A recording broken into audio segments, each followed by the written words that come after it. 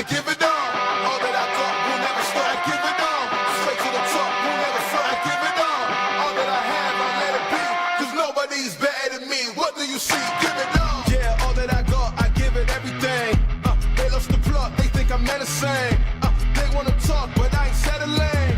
Circle is tight, feeling like better rains. Whole lot of globe trotting, man, they don't know nada. Bro, gotta show something to me and go harder. So proper, nah, not that, we sure gotta give it all raw now, like God got us. All that I got will never stop.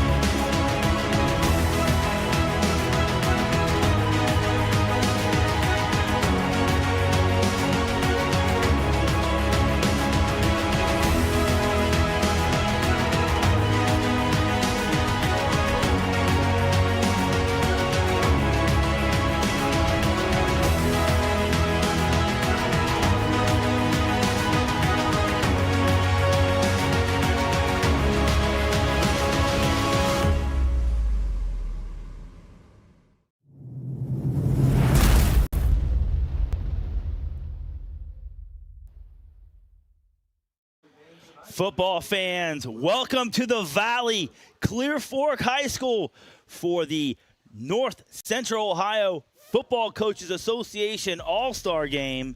The blue taking on the red. Right now we're going to kick it down to the field for player introductions. And it looks like we're bringing out the red North squad first.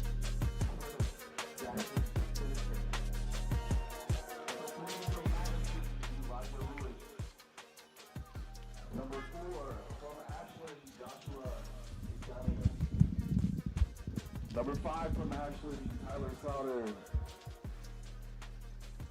Number 7 from Crestview, Nolan Moore. Number 8 from Madison, Cameron Kuhn. Number 9 from Crestview, Joseph Kosaski. Number 10 from Monroeville, Evan Binfer. Number 11 from Monroeville, Landon Hershiser. Number 13 from Upper Sandusky, Maximus Martinez. Number 15 from Willard, Kellen Cooper. Number 20 from Norwalk, Samuel Connick. Number 22 from Ashland, Gavin Hoffman. Number 23 from Bucyrus, Jacob Green. Number 24 from Madison, Owen Wigton. Number 25 from Crestview, Gavin Barker. Number 30 from Mapleton, Colton Whitman. Number 39 from Monroeville, Landon Stein. Number 54 from Madison, Nathaniel Waitman. 59 from Crestview, Jeremy Lieber. 60 from Ashland, Joey Eisenhart.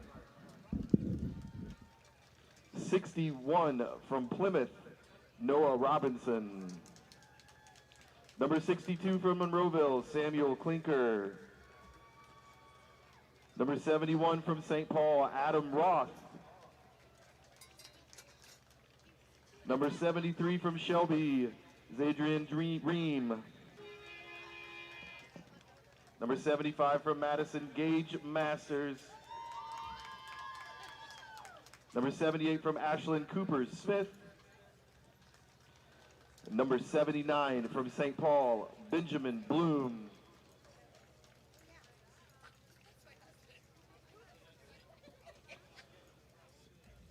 Coaching staff for the North team is John Coy, Jason Singer, Joe Widman, Matt Flueling, Steve Fell, and your head coach is Keith Mora. Your roster for the South: number 0 from Colonel Crawford, Caden Bruner. Number 1 from Northmor, AJ Bauer. Number 2 from Hillsdale, Holland, Young. Number 3 from Clear Fork, Jay Jackson. Number 4 from Mount Gilead, Carson Trainer. Number 5, Colonel Crawford, Logan Goddard. Number 6, River Valley, Chase Ebert. Number 7 from Colonel Crawford, Lucas Foy. Number 8 from Northmor, Jax Winger. Number 9 from Pleasant, Andrew Niederhauser. Number 10 from Pleasant, Owen Lowry. Number 11 from Highland, Caden Reichenbach. Number 12 from Clear Fork, Mason Sansom. Number 13 from Harding, Keontae Scott.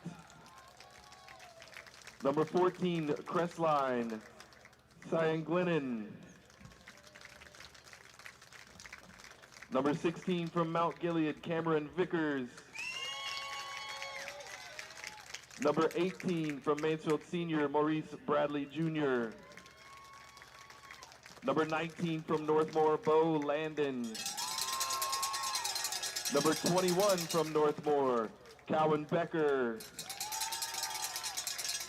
Number 30 from Northmor, Cameron Goldbach. Number 32 from Elgin, Colton Long. Number 33 from Danville, Josh Byers.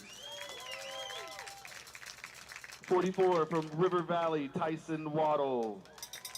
Number 50 from Ontario, Ryder Hensley.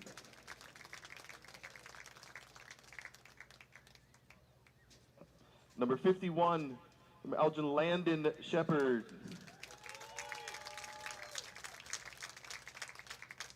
Number 56 from Northmor, Ryan Lowry. 58 from Fredericktown, Jonathan Burns. Number 68 from Northmor, Nicholas Armrose. Number 70 from Ontario, Grady Taylor. 71 from Pleasant, Brady Henry. 76 from Colonel Crawford, Brennan Reber. 79 from Northmor, Parker Harbolt. And number 81 from Danville, Caleb Lucas. Your coaching staff. That's your player introductions from the North Central Ohio Football Coaches Association All-Star Game, brought to you by Blackstone Insurance Agency. Hey, we're here live and free on OH Report. We're going to take a quick break. When we come back, we'll kick off the action. I'll explain the format. Hang with us. We'll be right back.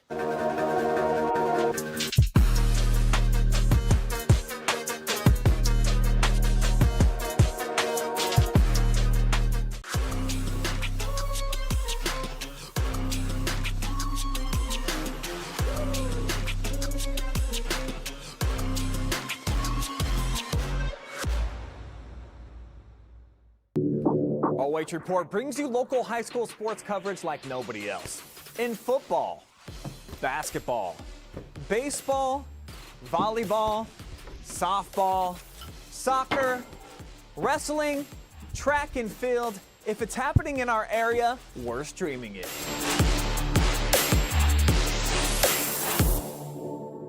For over 12 years, you've trusted Scout Construction for quality building and remodeling.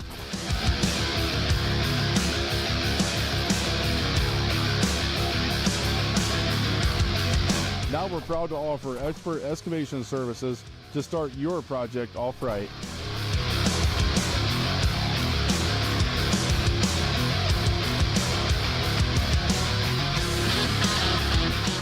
You've seen what we build, now see the way we dig. Experience the Scout Construction difference.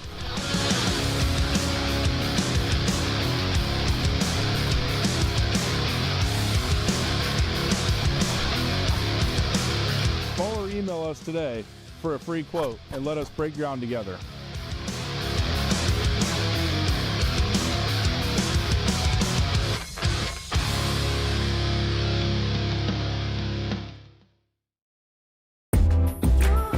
Every time that we walk in, we know we're going to walk into a place that's very clean, and when we walk in, we have a professional environment to come to. The reliability of Pinnacle is always on the spot. We've been with them 16 years so far. They're committed, they are professional, they are very transparent with their pricing, and they excel at meeting every goal and every need we have.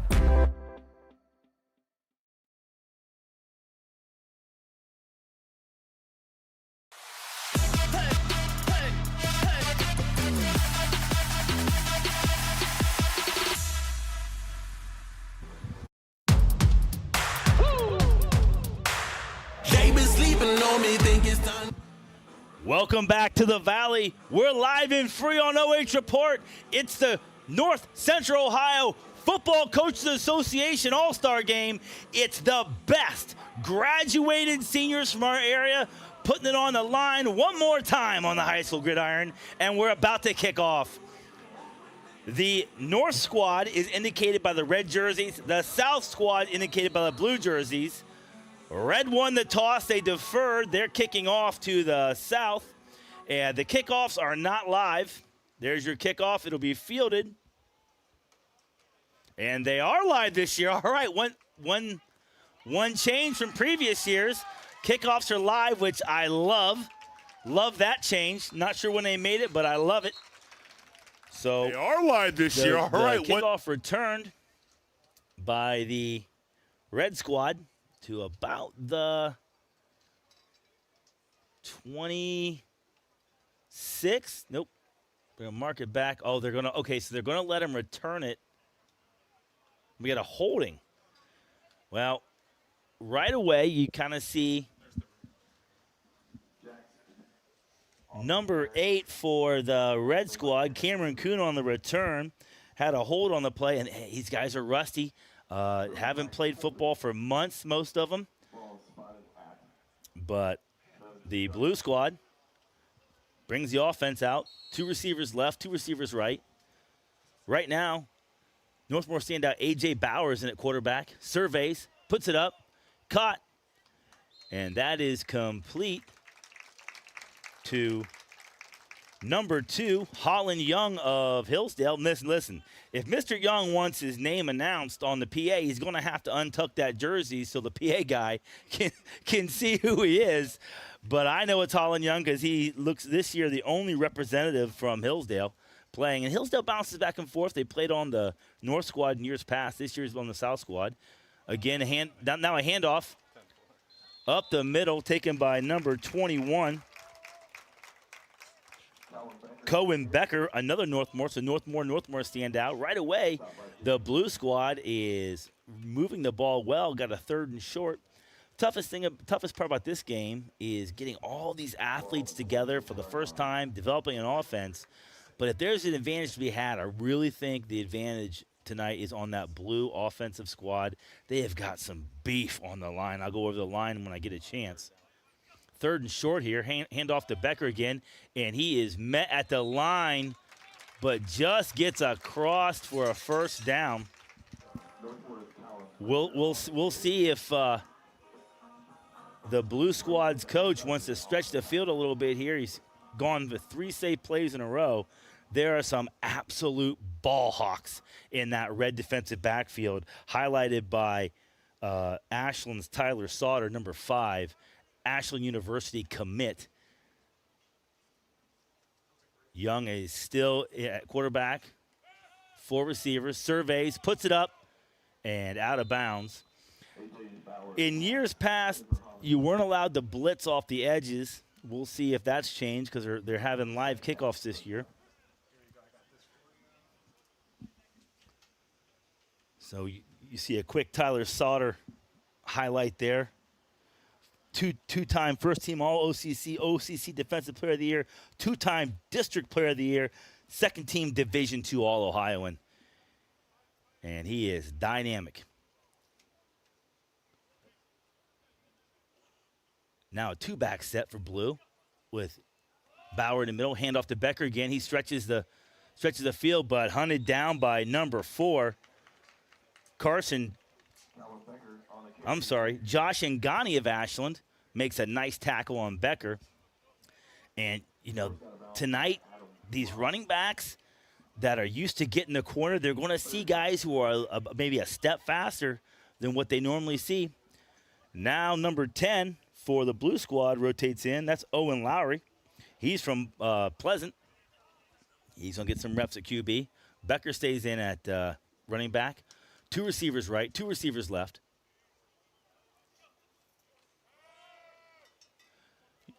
Bauer surveys, puts it up for grabs. He's got number 13. Oh, and I talked about it pregame. I talked about it with my cameraman, Jeremy Peoples. I say if you're going to see one thing tonight, you're going to see guys drop passes who don't normally drop passes. And number 13 for Blue, Keontae Scott of Marion, hits him right in the breadbasket and pops out. These guys haven't thrown or caught a football in months and months. And right there it shows he had a step. Beautiful pass, great touch, just in and out of his hands. And Blue, after a promising start, looks to punt to Red. Again, Red the North squad, Blue the South squad. Try to get a number on that punter. And it's shanked out of bounds. Looks like 16 for the Blue squad. Cameron Vickers, the big fullback from Mount Gilead. Shanks went out of bounds there, sets Red up in a very advantageous position. It's been a few years since the Red squads won this All-Star game. Last 2 have been won by the North. And we've seen defensive shootouts. We've seen offensive shootouts, and we've seen defensive stalemates. So really interested to see what happens tonight. Most of the time you'll see the offenses come out 4 wide, 5 wide, spread offenses is what most of these kids are used to running. Not sure what's going on now.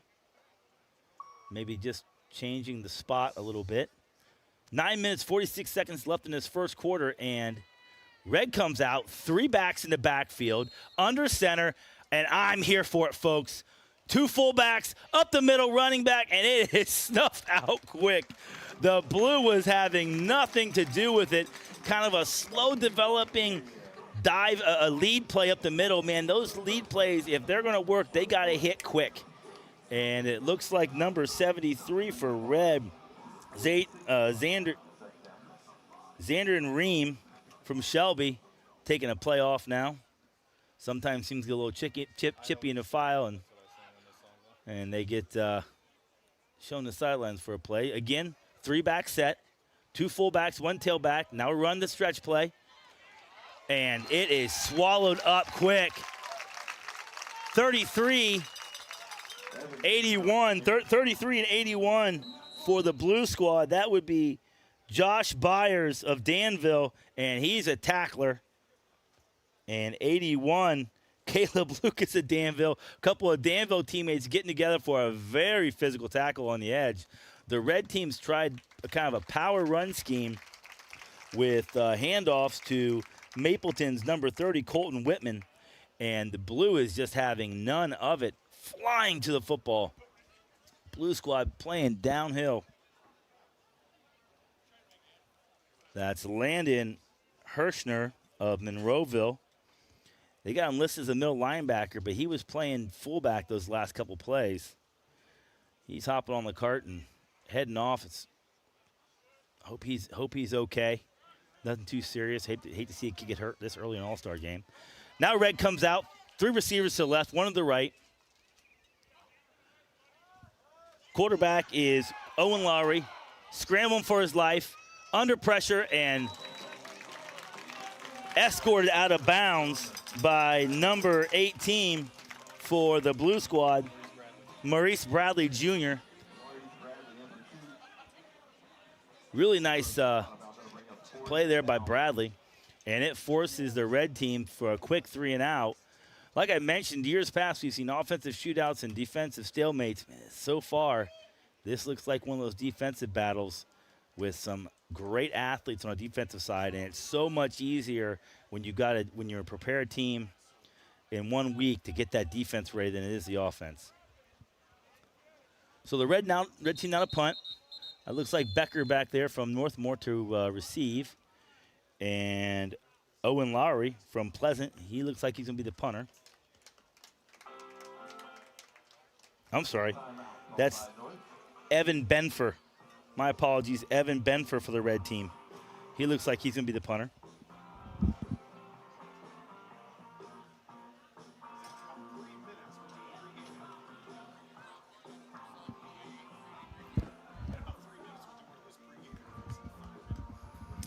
I was able to get some some interviews in the pregame with some players and coaches, and we'll kind of pepper those in as the game goes on. Right now, 8 minutes, 49 seconds left to go in the first quarter. Number 13 for the Blue Squad, Keontae Scott back to receive the punt. Number 10 for the Red Squad, Evan Benfer. My man Evan plays everywhere. They got him listed quarterback, wide receiver, punter, defensive back, safety. High snap. He's in trouble. Benford now scrambles. Benford's got green grass in front of him. Look at this. Benford first down. Makes a man miss. And picks up the very unconventional first down for the Red Squad. Benford just being an athlete. High snap, able to crowd in, and then just over pursuit by the Blue Squad. And Benford turns it on. He's an athlete. My man Benford was offensive and defensive player of the year at Monroeville. Right there, he shows you why. 1st and 10 for the Red Squad at the Blue Squad 25, and they're in business. Let's see if they switch anything up here. Now they go 2 trips left, trips right, single back set. Benford with the ball, surveying. Nice little pass there, complete to number 20 for the Red Squad, Samuel Connick of Norwalk. Nice pickup there, and the red team has found something here. Benford jogging over, get the play call. Second down, very manageable here. And you've got talented kickers on both these squads. So right now, you're probably on the edge of what some of these guys can hit for a pretty routine field goal. Red comes out, 3 receivers to the left, 1 on the right. A handoff to number 30 again, Colton Whitman, and it's snuffed out right away. Guess who? 81 from Danville, Caleb Lucas. And number 30, Cameron Goldbach of Northmor. Yeah, that's been the way it's been going. I think if the Red Squad wants to move the ball, they're going to have to look for quick passes. The rules of this game are man coverage at all times.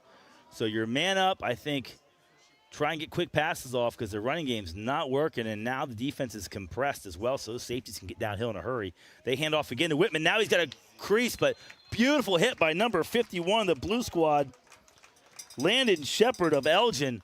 Landon Shepard with a gorgeous tackle here, getting downhill. Watch my man pursue, bam! Great hit by Shepard.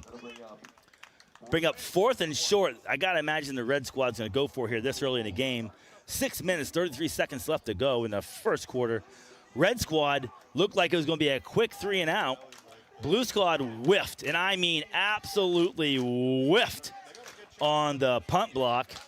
That allowed number 10 from the Red Squad, Evan Benford, to get loose and get a very unconventional first down. Red Squad coaches thinking better of it now, calling a timeout.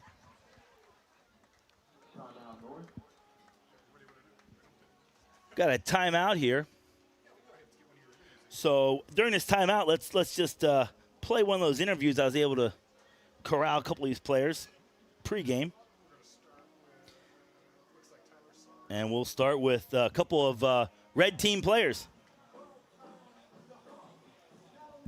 Interview Ashland's own Tyler Sauter, Division II All-Ohioan, OCC Defensive Player of the Year, and you played in the big All-Star game over in Massillon. Now you're at your local All-Star game. Does this mean something different to you since it's local?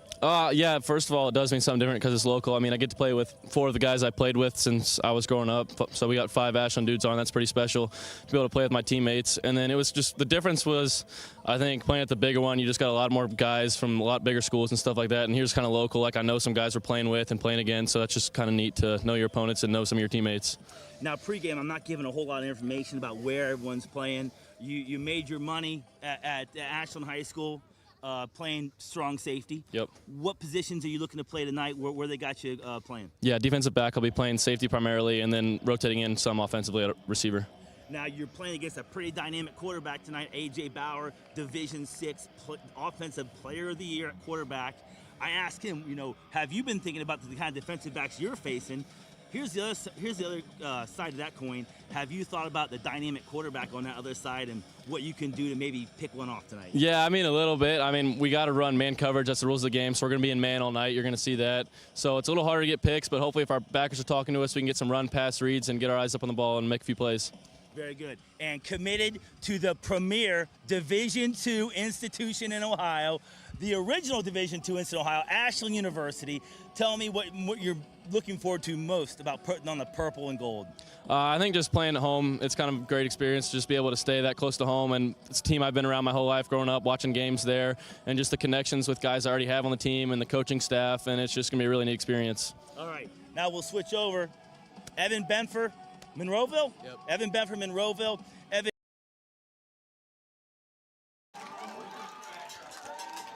And we are back after the blue squad makes a 4th and inches stand. First play, Jax Wenger goes deep and catches a touchdown pass from his teammate, A.J. Bauer, and the blue team is on the board, 6-0, setting up for the PAT. Wow, what a turn of events. Red looked like they had something going. Had a 4th and inches on about their 15. Got turned back, and the blue squad says, we're done.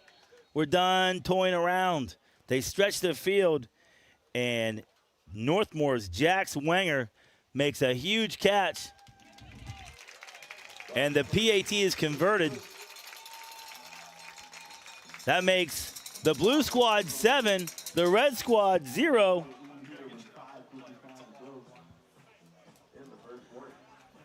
And some offensive fireworks after a bit of a defensive stalemate there.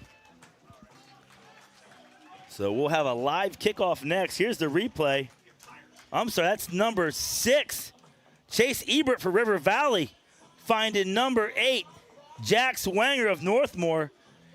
Ebert with a beautiful pass. That's his second really nice long ball. The first one was dropped. The second one was not. And that's what those short passes set up. Those short passes get those defensive backs looking in the backfield a little bit, trying to jump the route, wanting to make a play, and you run a little route tree that looks like a short pass, and one guy goes deep, and you've got, and he doesn't get any more open than that. So now the blue squad kicks off to the red squad, and the very dangerous Tyler Sauter of Ashland back there, along with the even just as dangerous Evan Benfer. And Benfer takes the kickoff right up the middle, and a solid return by Benfer, but the 28-yard line. And I tell you what, the red squad running the power run game, and the blue squad just getting downhill. As athletic as Benfer is, man, I would like to see them fake that lead and let Benfer keep it around the corner. Try and get those defensive ends a little more honest if you're the red squad. And they come out. Benfer stays at quarterback with number 30, Colton Whitman, behind him. 2 receivers to the left. 2 receivers to the right, 1 to the left. Looks like a unbalanced line. I can't tell. We got a tight end on the right. getting the right football in. 5 minutes, 49 seconds left to go in the first quarter. Blue squad up 7-0. First and 10 from about the 29 for the red squad. Single back set now behind Benford.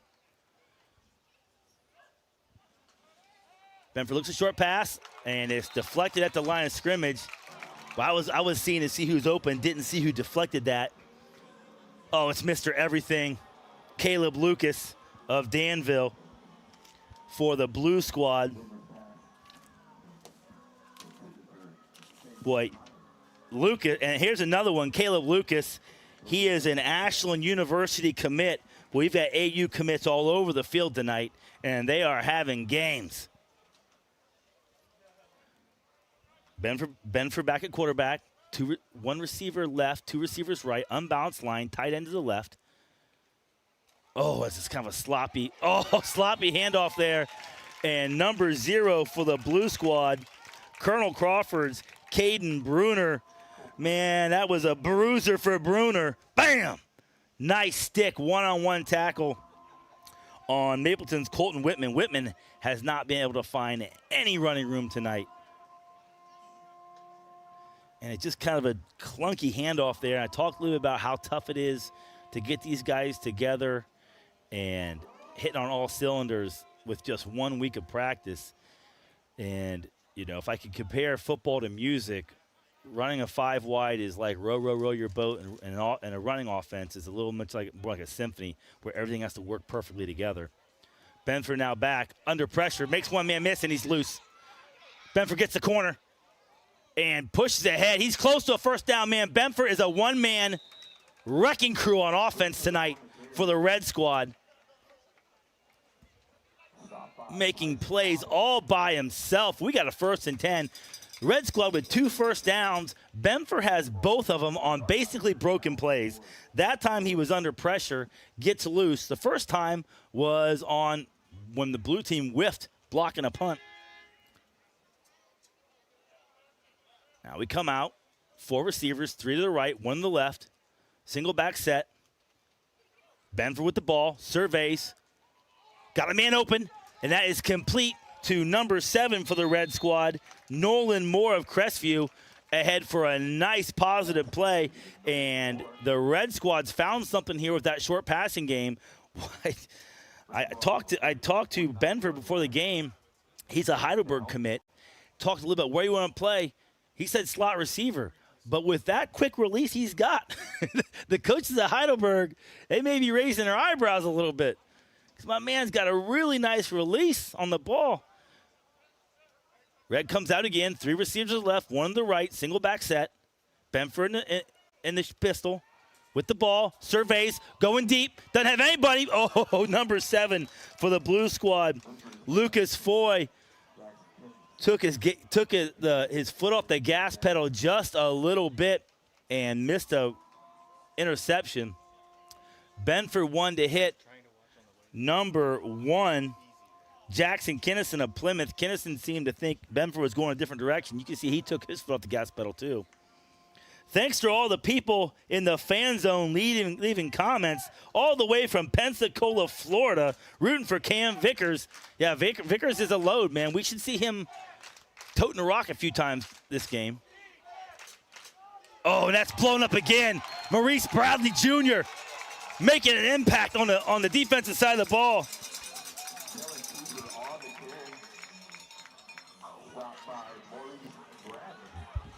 Bradley was there when the ball was handed off, and that forces a 4th down, and the red team comes on the punt. And of course, if I'm the blue squad this time, I'm telling my guys, punt safe. We're not coming after number 10 because he's burned us twice on broken plays.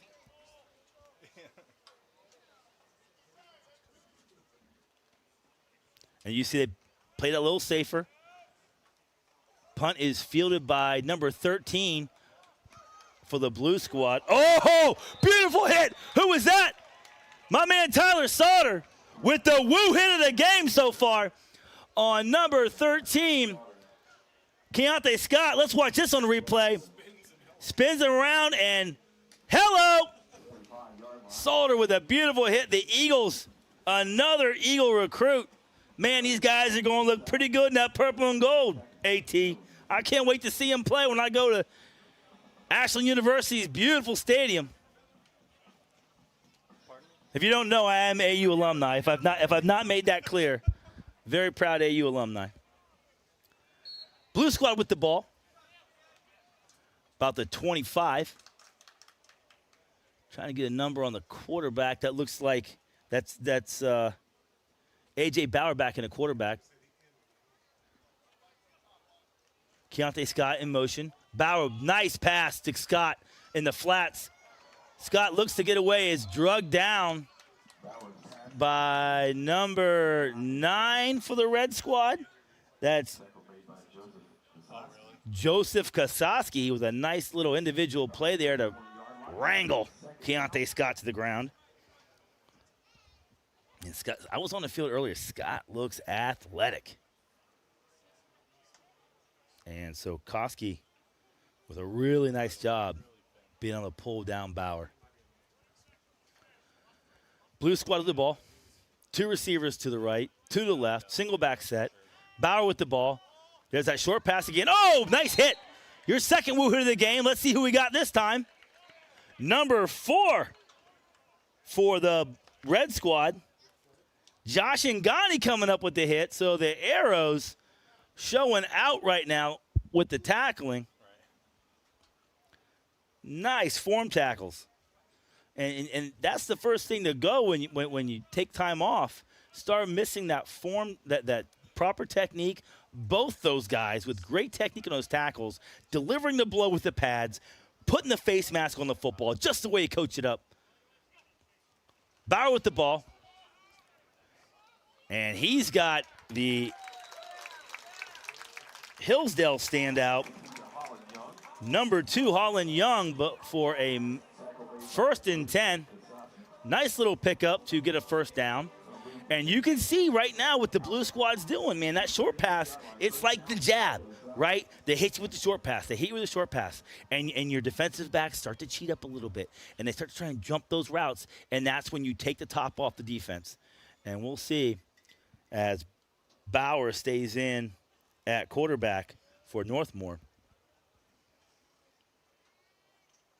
One receiver right, one receiver left. More of a power run play this time. And they go up the middle with number 9, Andrew Niederhaus of Pleasant. Niederhaus ahead for a very small game. But trying to keep that red defense honest. And the Reds got some great defensive tackles tonight. That stop by looks like number 78, Cooper Smith. Another Arrow getting on the action. Arrow's making tackles all over the place tonight. Smith and Eisenhart, both from Ashland, on that defensive front. 3 receivers to the left. Bauer looks deep. Going deep. Take the top off the defense. And Holland Young had maybe a step. Bauer did a great job throwing him open. So Bauer throws this ball. Holland Young's covered up pretty well. Bauer throws that ball to where only his receiver can get to it. So great throw by Bauer. And we've got a man down. Can't see the number right now.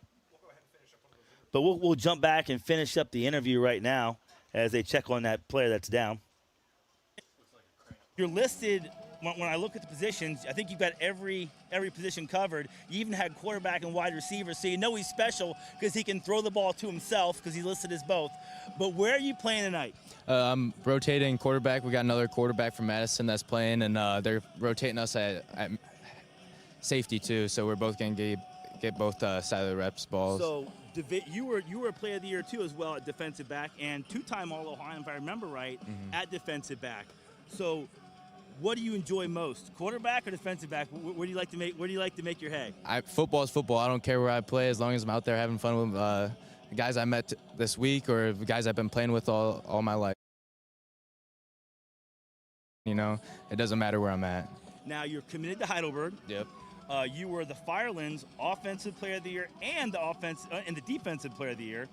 When you go to the next level, What do you think? What are they talking about? Where they see you fitting in at Heidelberg?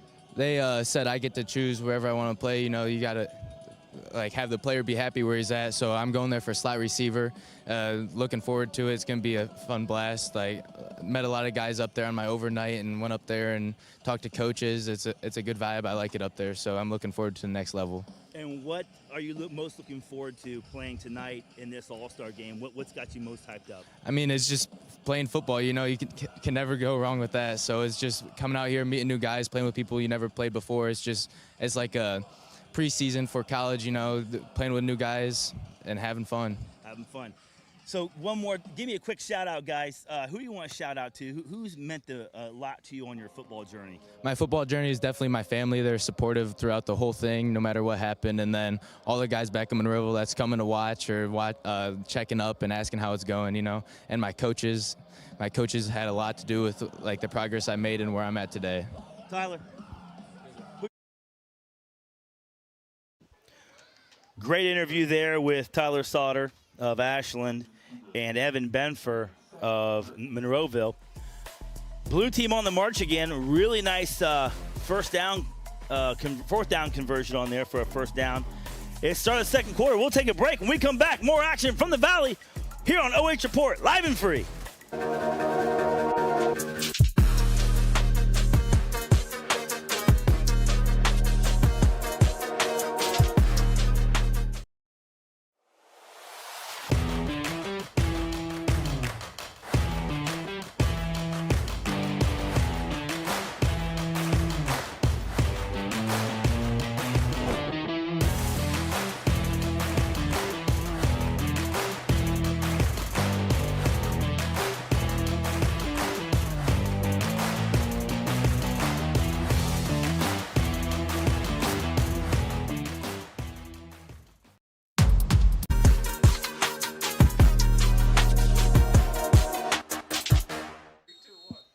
And we're back. Blue team with a first down and 10. About the 48-yard line on a nice little conversion there. Handoff again to number 9, Niederhauser. He's got the edge. Oh, no, he doesn't. Number 8 tracks him down. Number 8 for the red team, Cameron Kuhn. Nice little play there by Kuhn. Looked like Niederhauser had the corner. And Niederhauser still able to pick up some nice yardage there. Nice little run by Niederhauser there. You see him give a little hesitation step, held the defense up, then exploded around the corner. Like that little move there, especially on a slow developing pitch play like that. So the blue South squad now with a second and very, very manageable. A.J. Bowers is still in at quarterback. Niederhauser at running back. 2 receivers to the left, 1 receiver to the right with an H-back. Handoff to Niederhauser again, and that's shut down quickly by number 22 of the red squad. That's Ashland's Gavin Hoffman with a nice play to force a 3rd and short. I tell you what, with all the athletes on defense, if you get your hands on the ball in this game and you're running up the middle, man, it is north and south. Don't take a hesitation step. Don't look to cut back. You've got to see a crease and explode through it because this defense is closing. Both defenses can close so fast, and your offensive linemen haven't really played together that much, so they haven't gelled like they should. Either way, blue with a 3rd and short. Bauer quarterback, 3 receivers to the right, 1 to the left, and we have a timeout, blue South squad. So we'll go back and learn a little more about A.J. Bauer during this timeout. The guy getting the majority of the snaps for quarterback on the blue squad. D6 Offensive Player of the Year, District Player of the Year, D6 first team All-Ohio, and Division 6 second team All-Ohio in previous years. And he was really the straw that stirred the drink for the Northmor Golden Knights as they made their really solid run to the state semifinals this year.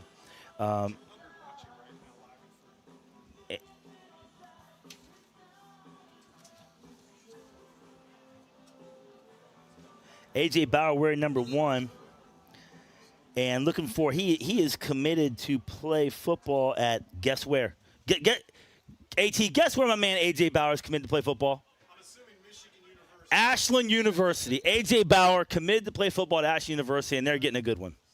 Bauer back at quarterback in, puts it up, got a man. Holland Young, and it goes through his hands. And like I talked about, everyone talks about the offensive linemen gelling, and they've not been together. Man, it's tough for those receivers, too. They've just not been catching many passes, and Holland Young gets hit low and in the knee. It's tough tackle there. He sees himself to the sidelines, and we've got another 4th down, and going for it. This is our 3rd 4th down attempt of the game. A.J. Bauer in at quarterback, 4th and short for the blue squad. 2 receivers left, 1 right.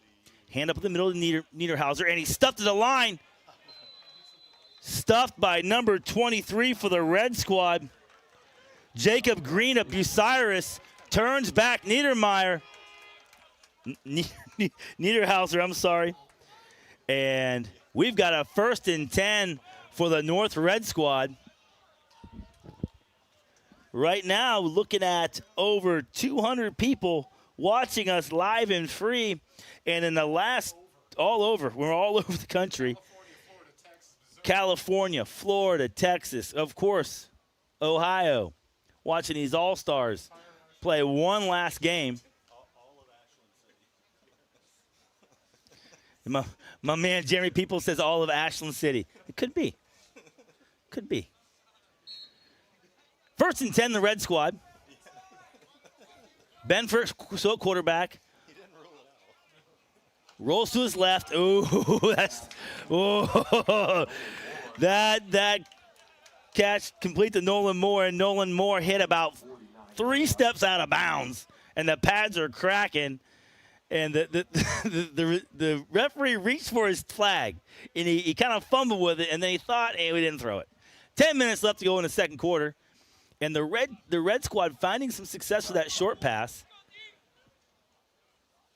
Benford still quarterback. And that one might have skipped. Let's see if they rule it. And they're going to rule that incomplete. 3rd manageable, though. That one intended for number 7, Nolan Moore again. And that Benford and Moore connection's been good. Sauter now rotates in on offense. And if you're a blue defender right now, you've got to identify number 5 because he's dynamic. Benford, quarterback. 2 receivers right, 2 receivers left. Kennison in motion. Benford with the ball. Got Kennison in the flats. Beautiful play on the defensive side again by number 12, Mason Sanson of Clear Fork. The Clear Fork guy breaking up the pass. Kennison was open and just got it popped loose by a beautiful hit and marked that one down for yet another woo hit. There's Mason Sanson highlights right there. And let's see that hit as the North squad elects to punt. Again, Evan Benford back to punt. And if I'm the blue squad, I'm playing safe. They come after this time. They did get partially blocked. Keontae Scott with the ball makes 2 men miss. And great hustle play. Number 22, Gavin Hoffman for the red team. Nice hustle play by Hoffman because he initially, I think he missed the tackle early. Right there, kind of ran past, then catches back up. Good pursuit. Nice tackle by Hoffman. And the blue squad, with decent field position, comes out with a 7-0 lead. 9 minutes, 32 seconds left to go in the second quarter. Oh, boy. And number 16 for the blue squad, the big boy from Mount Gilead, Cam Vickers, comes out. He's playing at tight end over there.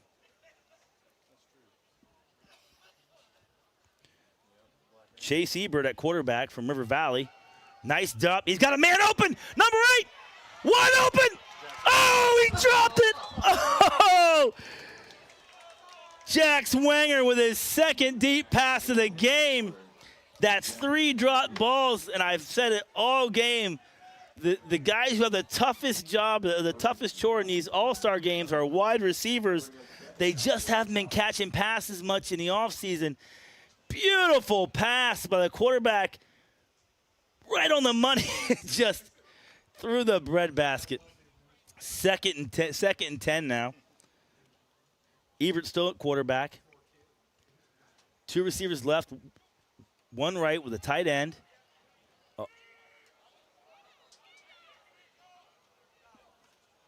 And Ebert able to roll right and get ahead for a few yards. Boy, he had Cam Vickers open just for a minute. And now we got 3rd and 7. Nice pursuit tackle by number 71, Adam Roth of St. Paul. Nice hustle play by the big boy.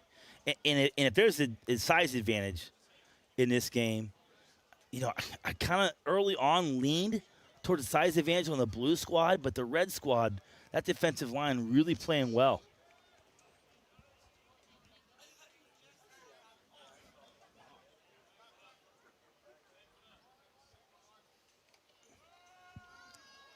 Ebert with the ball, flushed out, rolls to his right, and escorted out of bounds by Hoffman, but not before he can pick up first down. So if you're on either defense, boy, losing contain on either one of these quarterbacks means giving up a first down, and that's what happened to the red squad there. They flushed Ebert out, but lost contain. He was able to get loose and get a first down. Glennon from Crestline in now at running back for the blue squad.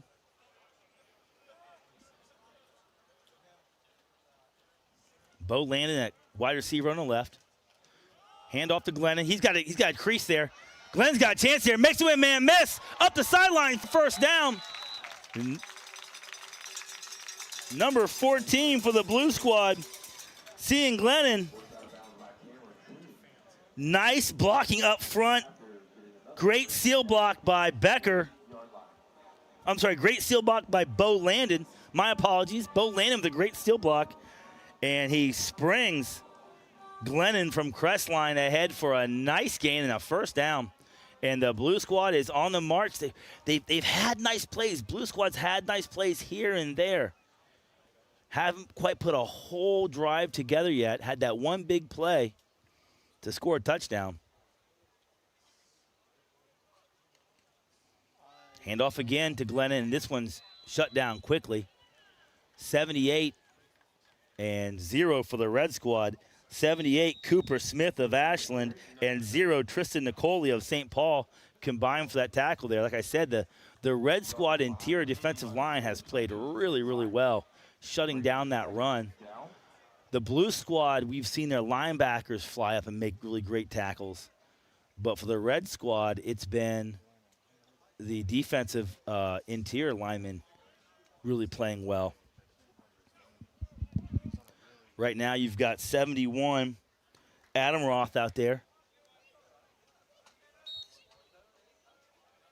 And 62, it looks like, Samuel Klinker of Monroeville. Defensive end, 76. Get a number on that left defensive end. I can't quite get the number there, but 71. That's Roth.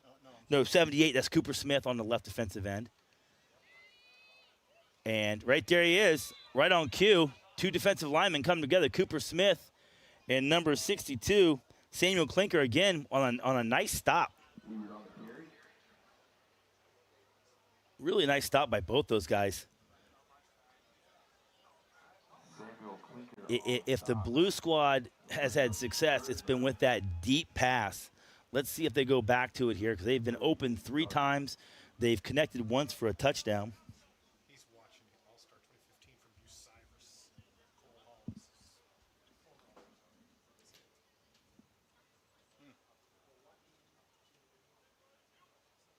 from And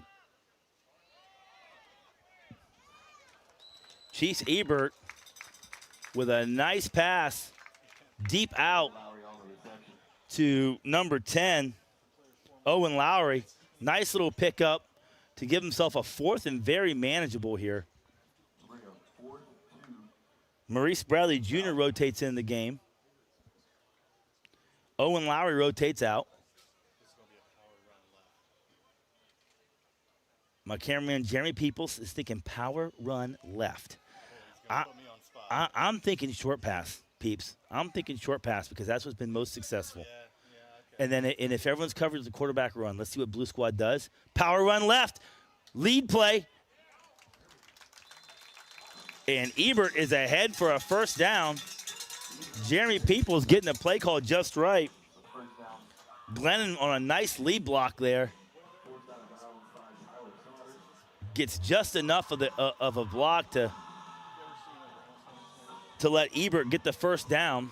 And it's a 1st and 10. The Blue South squad is on the march, putting together a really nice drive, chipping away at everything here. 2 receivers left, 2 receivers right now for Ebert. Ebert's looked really good at quarterback for the Blue Squad, along with A.J. Bauer. It's an embarrassment of riches right now for the Blue Squad at quarterback. And we've got a timeout. Timeout, Blue Squad. So during this timeout, let's see if we want to go AT. Let's go with another interview here. I got a chance to catch up with Northmor head coach Scott Ambrose of the Blue Squad.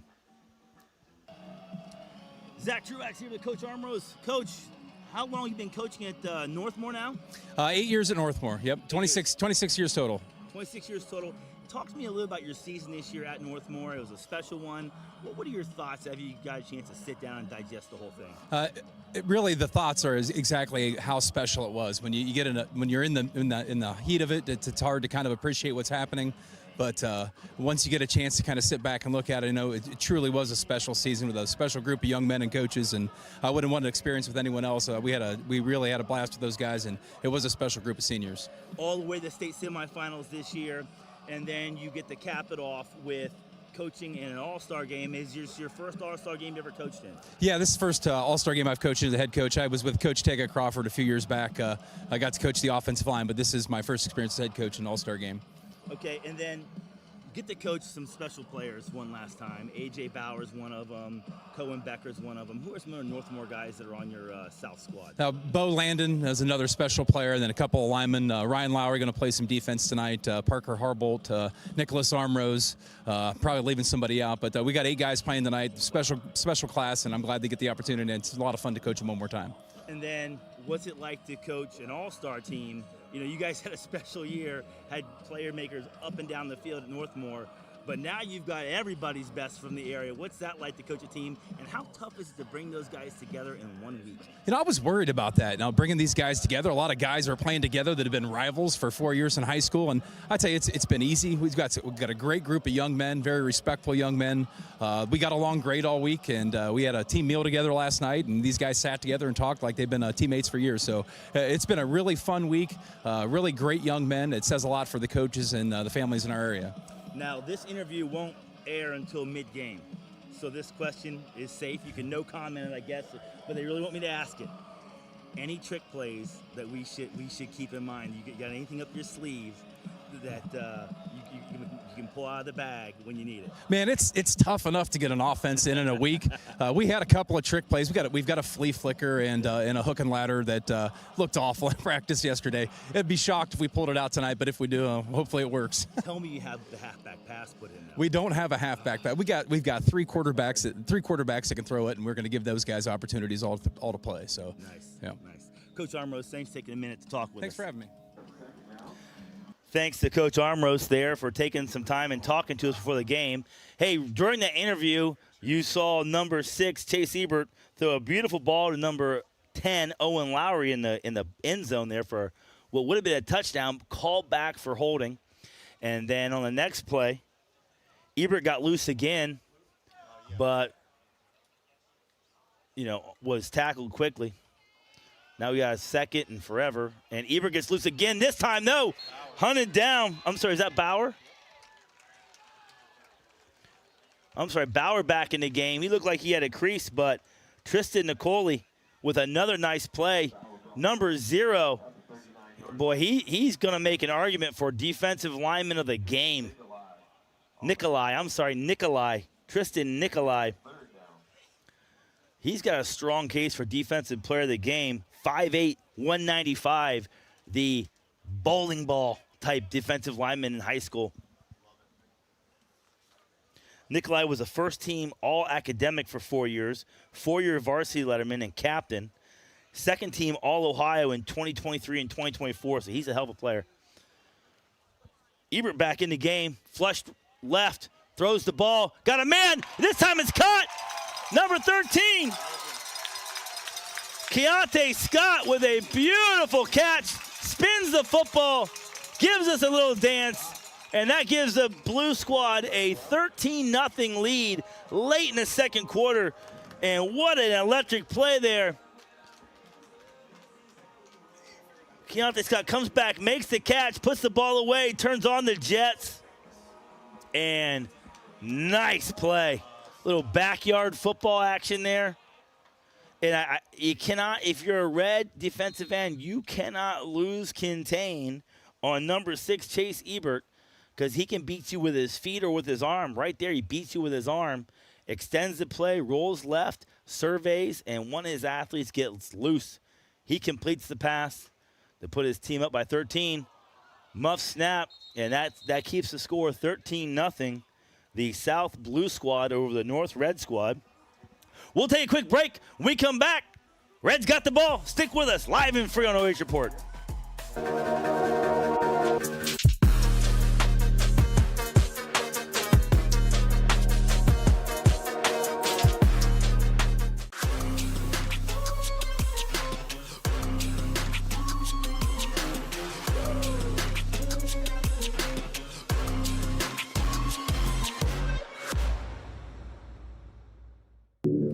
OH Report brings you local high school sports coverage like nobody else. In football, basketball, baseball, volleyball, softball, soccer, wrestling, track and field. If it's happening in our area, we're streaming it.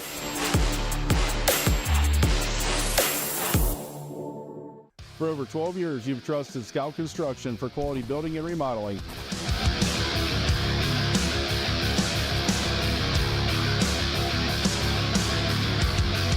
Now we're proud to offer expert excavation services to start your project off right.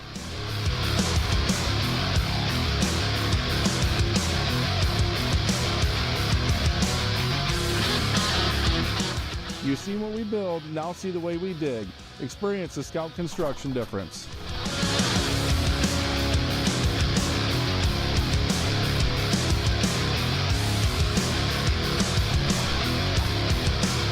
Call or email us today for a free quote and let us break ground together.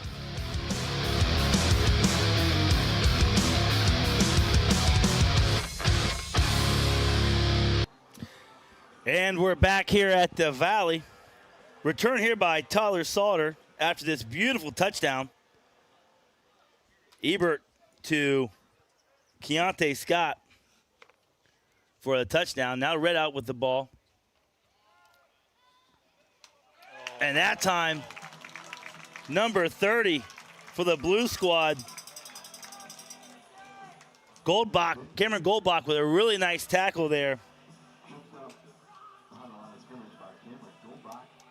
Goldbach with a nice one-on-one play there on a guy who's been very hard to tackle all game. Forces a loss of about 5. So the Red Squad coming out and getting themselves in a hole early. Evan Benford, boy, when he's gotten loose, he's been tough to tackle.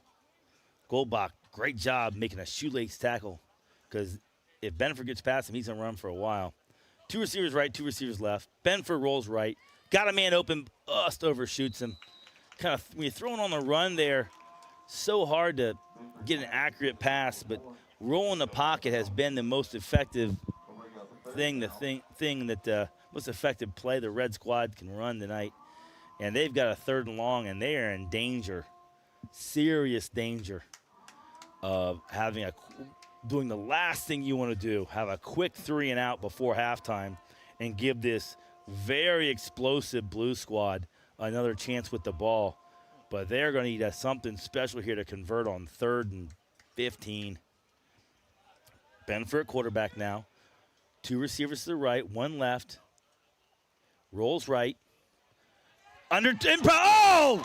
Woo hit again. Number 30, Cameron Goldbach, bringing the wood. Woo! Man, Benford got up looking out of his ear hole on that one. Let's see that replay. Oh, you got to block number 30, and he just absolutely hammers Benford. Benford getting up heroically on that one. But that was a wicked tackle by number 30, Goldbach. And on to punt. Benford back to punt for the North squad.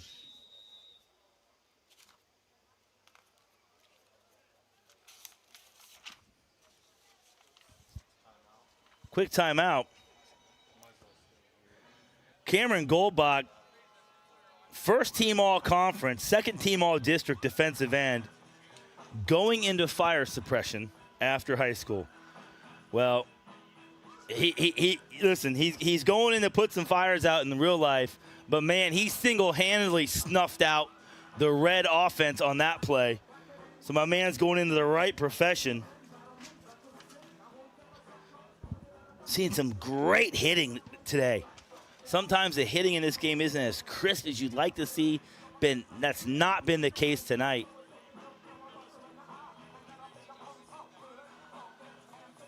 Northmor with another dynamic player on the field for the Blue South squad.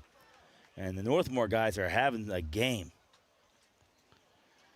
Back to the action here. And if I'm the South squad, I'm playing punt safe. I do not want Benford getting loose here. Oh, and they don't, and Benford gets loose. But they track him down and drag him out of bounds.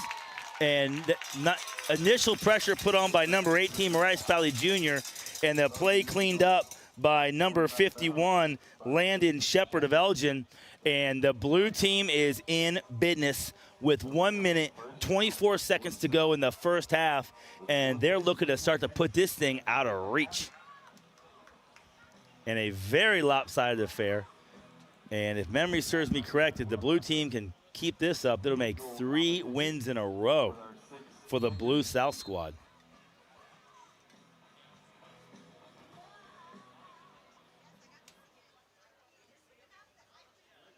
Blue comes out. A.J. Bauer at quarterback. Becker in the sidecar. Boy, this looks like handoff city to Becker right here. Nope. Bauer back to pass. Looking for Holland Young in the end zone. But if it's a guy you want to throw a jump ball to, it's Holland Young. Made his living with the Hillsdale Falcons on those type of plays, on Hillsdale's magical state finals appearance this year. And what makes Hillsdale so dangerous this year is they have a very talented team. You see one guy representing the All-Star game. That's because he's the lone standout senior on that team that's playing tonight. All these players are graduated seniors. Hillsdale with a ton of talent back.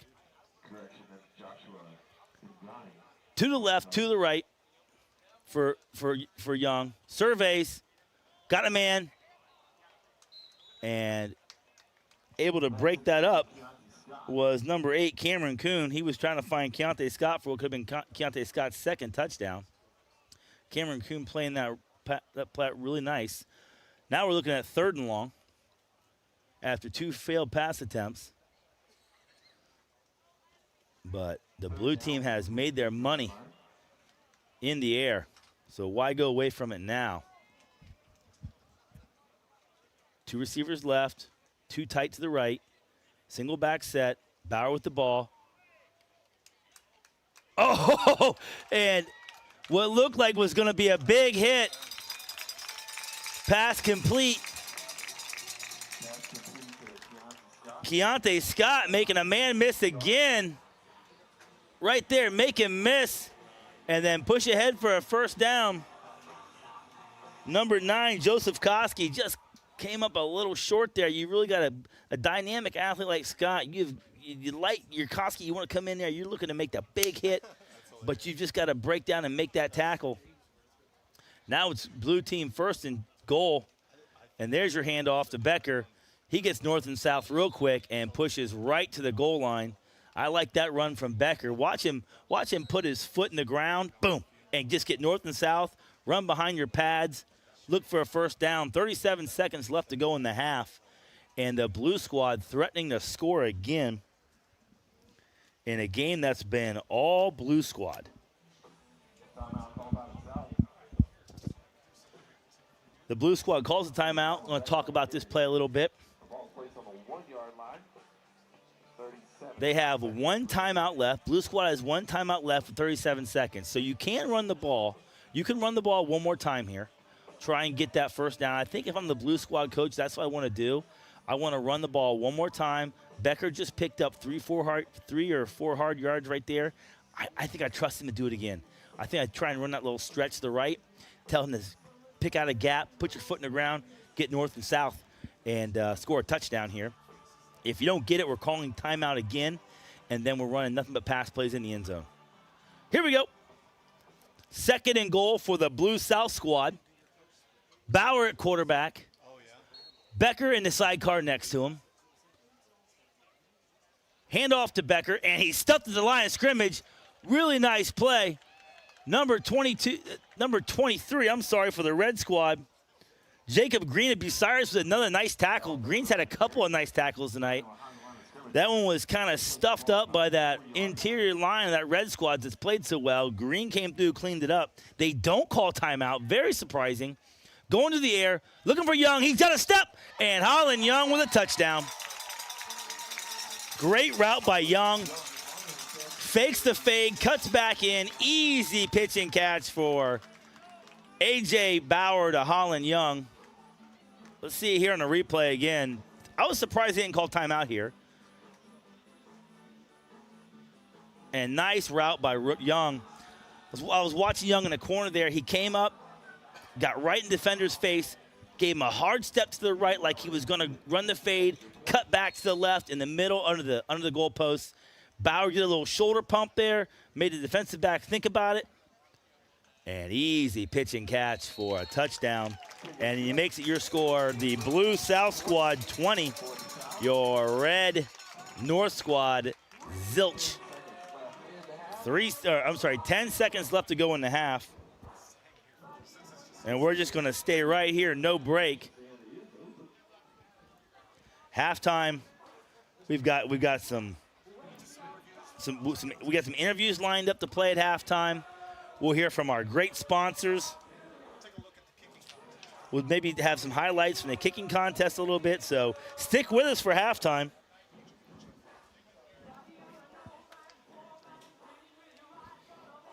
Big appreciation to Pinnacle Building Services and Scout Construction Services for sponsoring OH Report, bringing you this great live and free high school action. In the last 2 weeks, OH Report has had almost 2.5 million views watching high school sports. Kickoff. This one taken by Sauter at the goal line. Gets north and south in a hurry. Cuts back and is tackled quickly. Number 12, Mason Sampson from Clear Fork with a nice tackle on Sauter.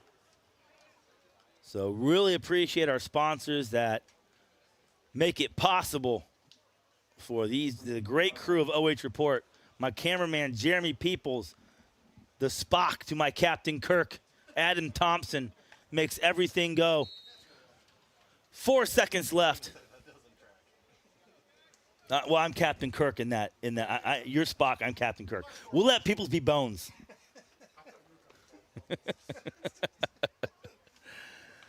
But appreciate you tuning in. It's great football. We've been treated to a really nice football game tonight. Red's got one more play to run here. Ben for a quarterback. Looking deep, in trouble. Chucks one up, complete. But out of bounds to number 20, Samuel Connick of Norwalk, and that is the first half. As the teams go into halftime, your blue South squad with a commanding 20-0 lead.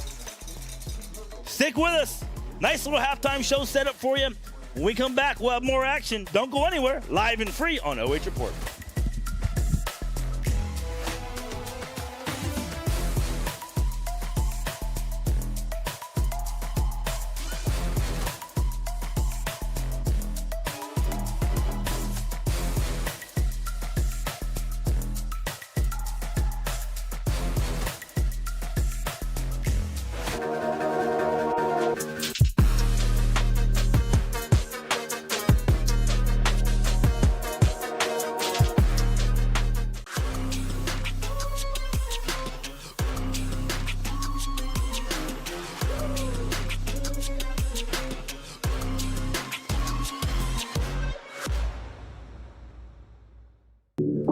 OH Report brings you local high school sports coverage like nobody else.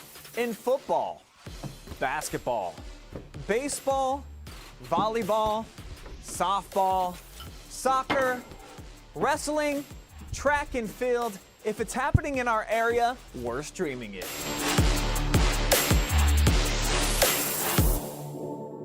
For over 12 years, you've trusted Scout Construction for quality building and remodeling.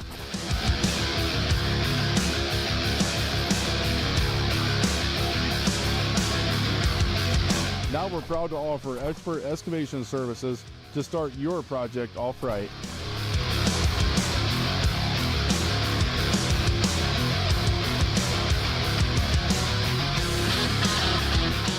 You've seen what we build, now see the way we dig. Experience the Scout Construction difference.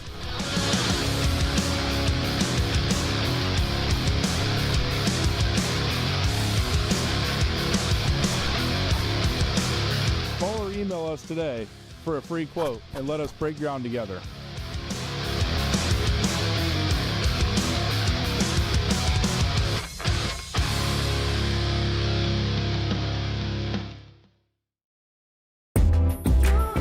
Every time that we walk in, we know we're going to walk into a place that's very clean, and when we walk in, we have a professional environment to come to. The reliability of Pinnacle is always on the spot. We've been with them 16 years so far. They're committed, they are professional, they are very transparent with their pricing, and they excel at meeting every goal and every need we have.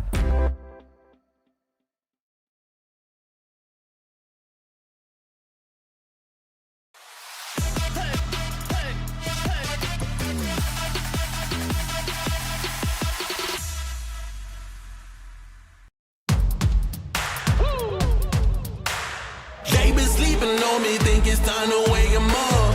They been sleeping on me, think it's time to wake 'em up. You've been playing it safe, now it's time to shake it up. Playing it safe, now it's time to shake it up. So it's time to make a change. Yeah, it's time to break the chains. Yeah, it's time to bring the pain. Let them know, tell them we are not the same. I'm the one that got the flames. With my team, as you know, we come to slay. Let them know that we didn't come to play. Nah, we came to win. I'm ready for anything that they can bring. Bring it on, let me do my thing.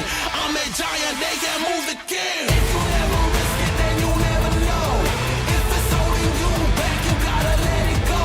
You gotta give it all you got, you gotta let them know. You are on another level, you are ruthless. Switch it up, it's the new flex. Ruthless, ruthless. Time to go hard and put your game face on. Ruthless, ruthless. This is the moment movies get based on.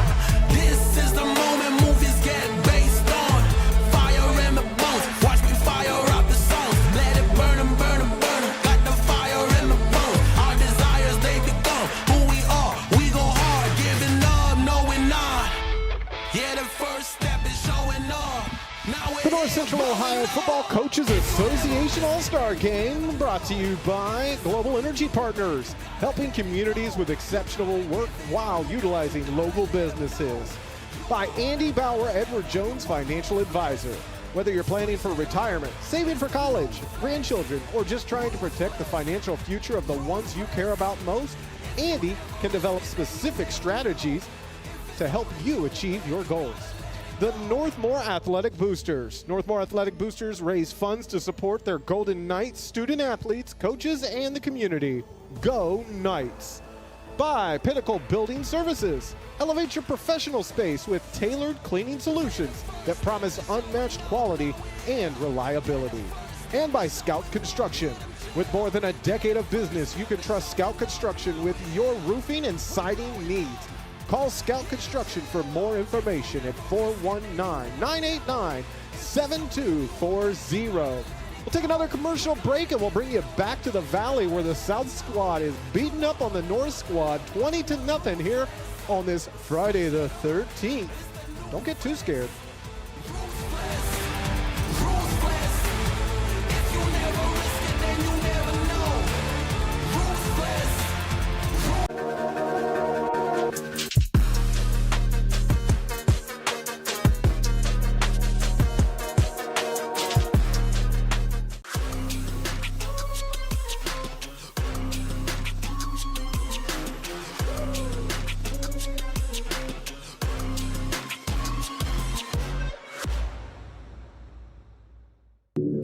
OH Report brings you local high school sports coverage like nobody else.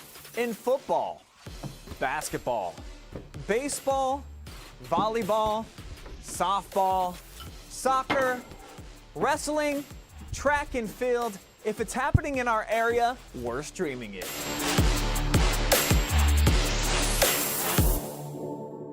For over 12 years, you've trusted Scout Construction for quality building and remodeling.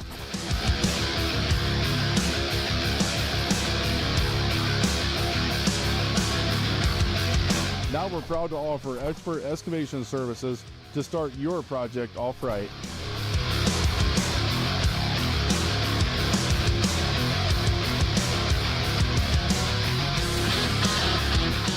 You've seen what we build, now see the way we dig. Experience the Scout Construction difference.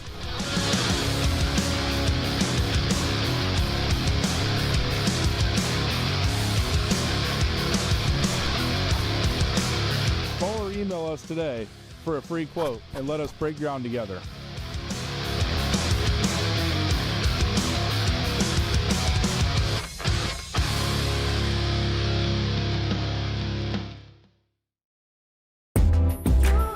Every time that we walk in, we know we're going to walk into a place that's very clean, and when we walk in, we have a professional environment to come to.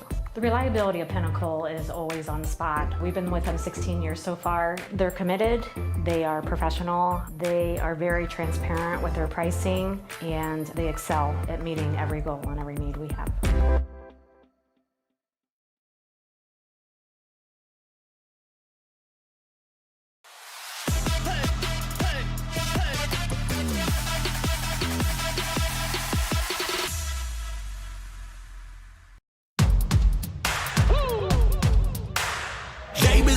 On me, think it's time to wake 'em up. They been sleeping on me, think it's time to wake 'em up. You've been playing it safe, now it's time to shake it up. Playing it safe, now it's time to shake it up. So it's time to make a change. Yeah, it's time to break the chains. Yeah, it's time to bring the pain. Let them know, tell them we are not the same. I'm the one that got the flames. With my team, but you know we come to slay. Let them know that we didn't come to play. Nah, we came to win. I'm ready for anything that they can bring. Bring it on, let me do my thing. I'm a giant, they can move the king. If you never risk it, then you never know. If it's holding you back, you gotta let it go. You gotta give it all you got, you gotta let them know. You are on another level, you are ruthless. Switch it up, it's the new flex. Ruthless, ruthless. Time to go hard and put your game face on. Ruthless, ruthless. This is the moment movies get based on. This is the moment movies get based on. Fire in the bones, watch me fire up the songs. Let it burn 'em, burn 'em, burn 'em. Got the fire in the bones. Our desires, they become who we are. We go hard, giving up, no we're not. Yeah, the first step is showing up. Now we're here blowing up. If you never risk it, then you never know. If it's holding you back, you gotta let it go. You gotta give it all you got, you gotta let them know. You are on another level, you are ruthless. Switch it up,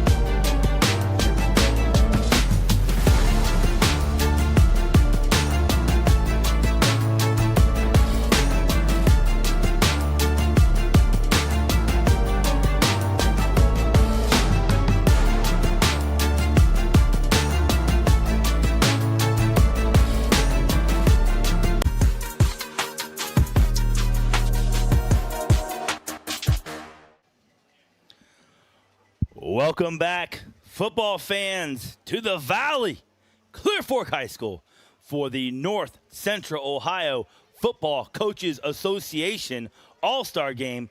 Right now, the kicking contest is on the field, but we're going to see some highlights from the first half in our, is that a split screen, AT? No, we've got highlights going on right now. You can see all the scores and big plays. And here comes a woo hit right here. Tyler Solder with a beautiful hit there on Keontae Scott, who scored a touchdown. Another nice hit right there. Popped the ball loose. Josh Ngani. Yeah, here's a touchdown from the aforementioned Keontae Scott, making a nice catch and turning on the afterburners to get in the end zone. Some really great hits here. Here's another one. Number 30 from the Blue Squad. Cameron Goldbach just ear-holing the quarterback for the Red Squad, number 6. And there's your final touchdown. Your final touchdown for the Blue Squad. And that was A.J. Bauer, completing it to the Hillsdale standout, Holland Young. Here we are at the kicking contest. Oh, that's got a chance. Oh, just a little short. And that's O'Brien from Ashland, just short from the 45. And great to hear from everyone commenting online. We got folks from San Diego. We got folks from Hawaii. We got folks from the Carolinas, Missouri, Florida. Over 200 viewers right now enjoying this live and free action on OH Report, brought to you by our generous sponsors, Global Energy Partners, Pinnacle Building Services, Scout Construction Services. And they make it possible for us to put a crew together, come down here to the Valley and show you some great action tonight. And there's been some fireworks tonight, and mostly on the Blue Squad.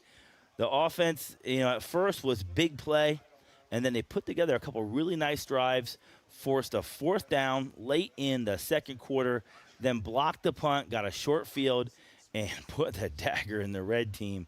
And the last thing you want to do, you get the ball, you're down by a couple touchdowns late in the half. The last thing you want to do is a quick 3 and out and give that team that has momentum a chance to put another one on you for halftime. That's exactly what happened to the Red Squad. And now we're looking at 45 yards, but that's exactly what happened to the Red Squad. 55 yards is what I'm being told. 55 yards here in the kicking competition. But that's what happened to the Red Squad tonight, as they're down 20-0. Halftime winding down here, and the kicking competition winding down as well. 55 yards, that's got a chance. Just a little short again, and just a little wide left. 3 years ago, Brian and Travis participated in this. It was as funny as it sounds. Waiting to hear who the winner was from our kicking competition.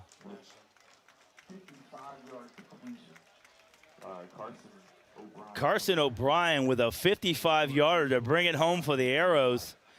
Carson O'Brien of Ashland wins your kicking competition with a 55-yarder. Wow. And we get ready to start action here in the second half. The Red North team desperately needs to find some offense here. Every possession is going to be a key possession here for the Red Squad, and you feel like one more touchdown for the Blue Squad and it'll be out of reach.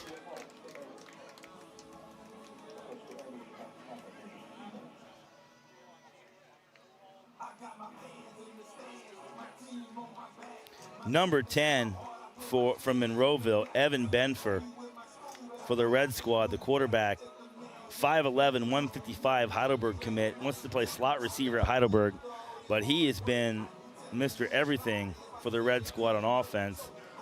When they've needed, I think he's taken every snap at quarterback tonight. For the game, he thought he'd take about 50% of snaps, but he's taken them all. He's back to return kicks with Tyler Sauter right now. So Sauter and Benford back. Blue team kicking off to the Red Squad. Red Squad really needs to get on the board here.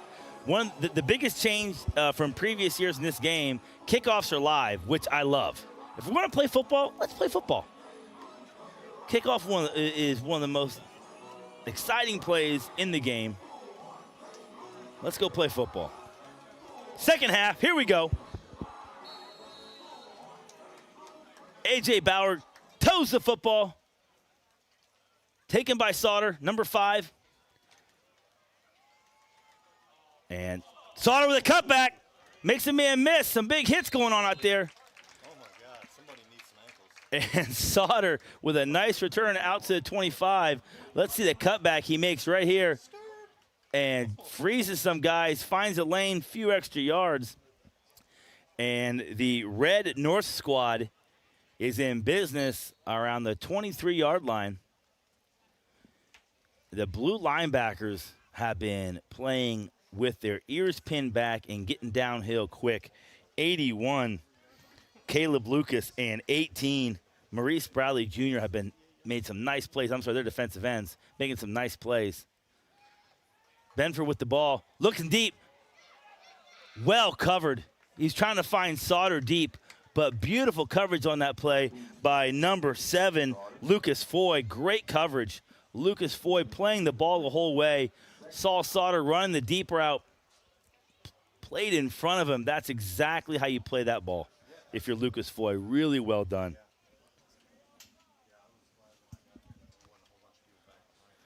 Second down and long now for the Red Squad. Good. I like the idea by the Red Squad. Let's try and take the top off the defense right away. Try and loosen them up a little bit. Seemed like it was good protection for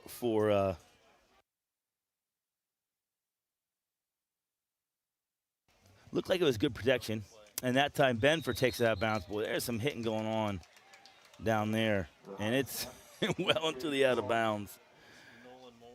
Nolan Moore on the tackle. Lucas Foy on that last defensive play. All Ohioan, all N10 in 2024, all district. Team captain. And he's got a regional champion in basketball, a Final Four appearance in basketball, and a state qualifier in track. So Foy can run. Foy can run, and that's the guy you want to put on Sauter because he can run too.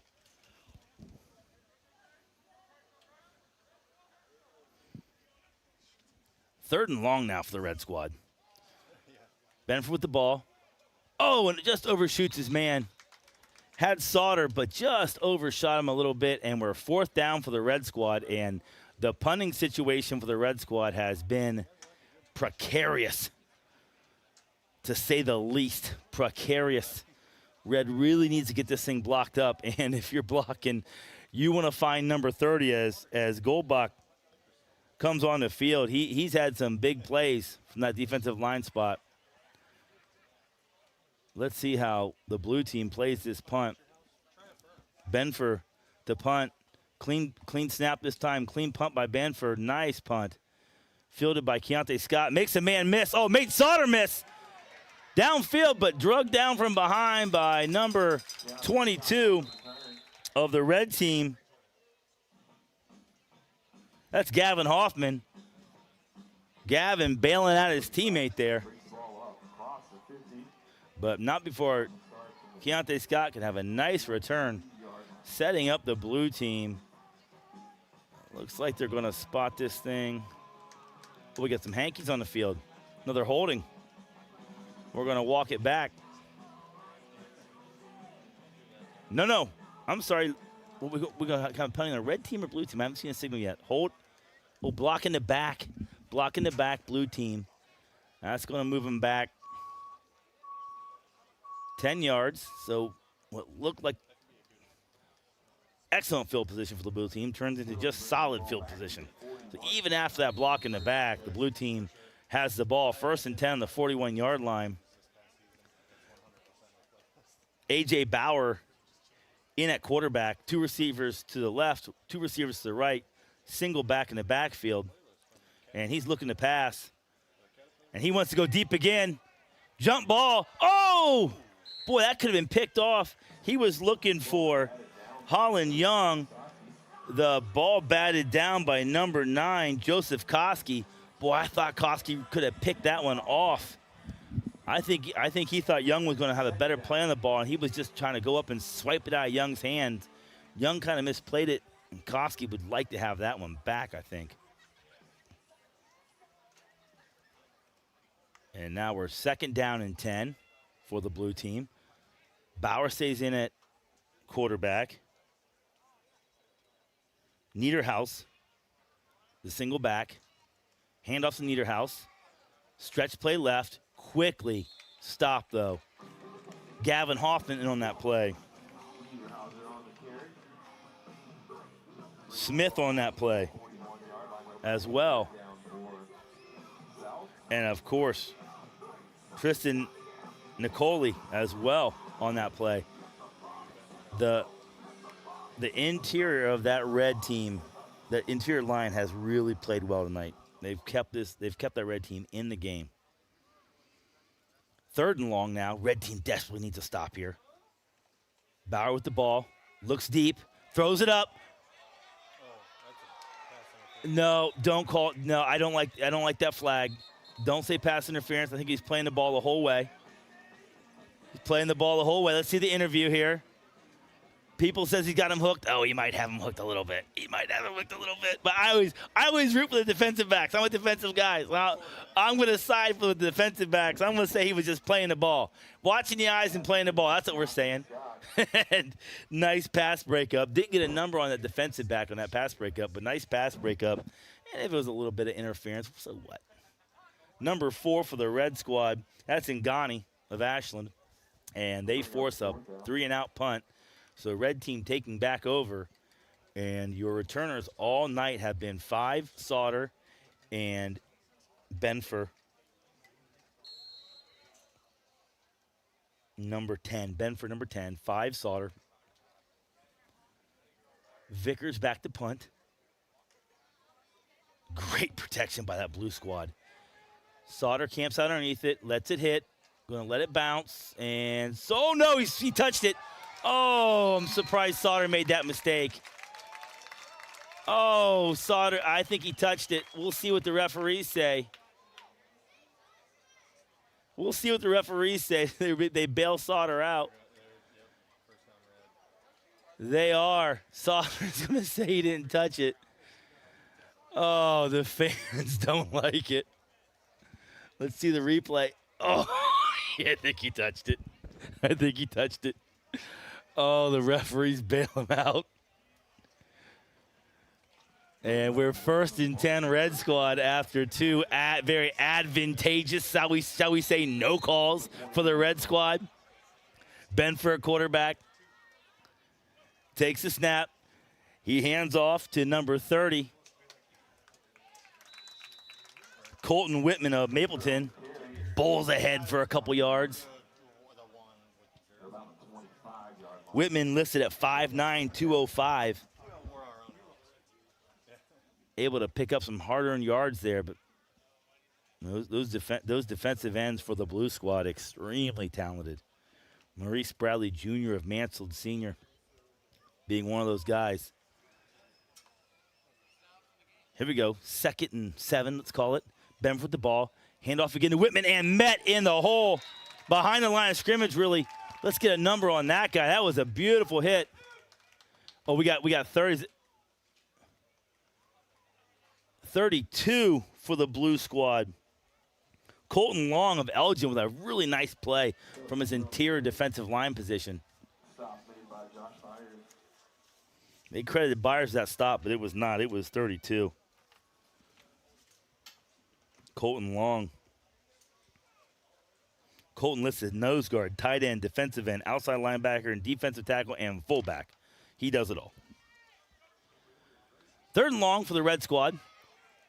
Oh! Boy, it looked like Sauter was open again, just didn't make a play on a ball, and it hit the defensive back. Was surprised it got to him. Let's see it on the replay. Oh, Sauter didn't gets little alligator arms there. It hits number 3 for the Blue, Jay Jackson, right on the number 3, pops back out, and the red team lucky to be punting.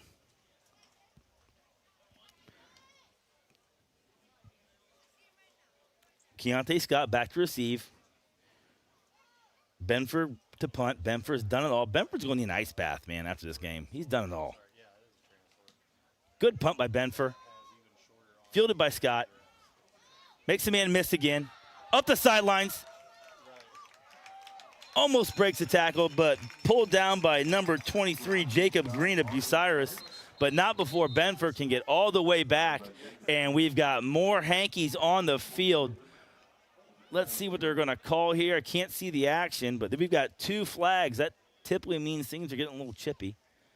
And that's not uncommon for this All-Star game. You know, you see the umbrellas came out a little bit at halftime. You know, it's not typically as hot as it usually is, but, you know, guys are in the All-Star game. You're not going to have to run any wind sprints if you get a personal foul here and there. So you'll see some hits after the play. You'll see a little extra pushing and shoving going on. We got a hold here on the blue team. And now moving back 10 yards from the spot of the foul.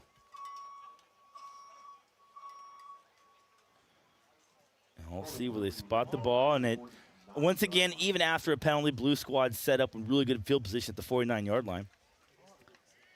Change at quarterback now. Looks like Becker's at the sidecar. But we have a new quarterback, 3 receivers right, 1 on the left. That's Scott in motion. Motion's back out. And number 10 for the blue squad in at quarterback. That's Owen Lowry for the blue squad, now in at quarterback. Wait, Lowry had some nice catches earlier in the game, too. I think he might have caught a touchdown pass earlier. Lowry listed as an athlete and a quarterback for the blue squad, number 10. Kind of been all over the field. And they're in numerical order, so if 10's not in there, we don't have any stats on them. There it is. Lowry in at quarterback. He's a second-team All-Ohioan, first-team All-District, 2-time All-District at Pleasant. Back to pass. Throws a nice deep ball, Lowry does. But this one might get picked up. Oh, what a play! Number 8 for the blue squad. Jack Swanger has had a game and just mosses the defensive back. Beautiful play. The defensive back was just kind of sitting there waiting for the ball to come to him. Wanger gets the inside track, jumps up and makes a play. And oh, what a moss play by Jack Swanger. He's had a great game, had some tough drops, but also made some really nice plays, Wanger has. Number 8 for the blue squad. 7 to 9. I'm looking. I'll find it. Nice play by Wanger. Uh-oh. Fumble ball. And the red squad snuffs it out quick. Chase Ebert back in at quarterback for the blue squad. Muffs that snap and sets the blue squad back after a beautiful play by Jack Swanger. And the blue squad looking to put this thing away about halfway through the third quarter. Now we got second and long back at the 17. Looks like second and about 13.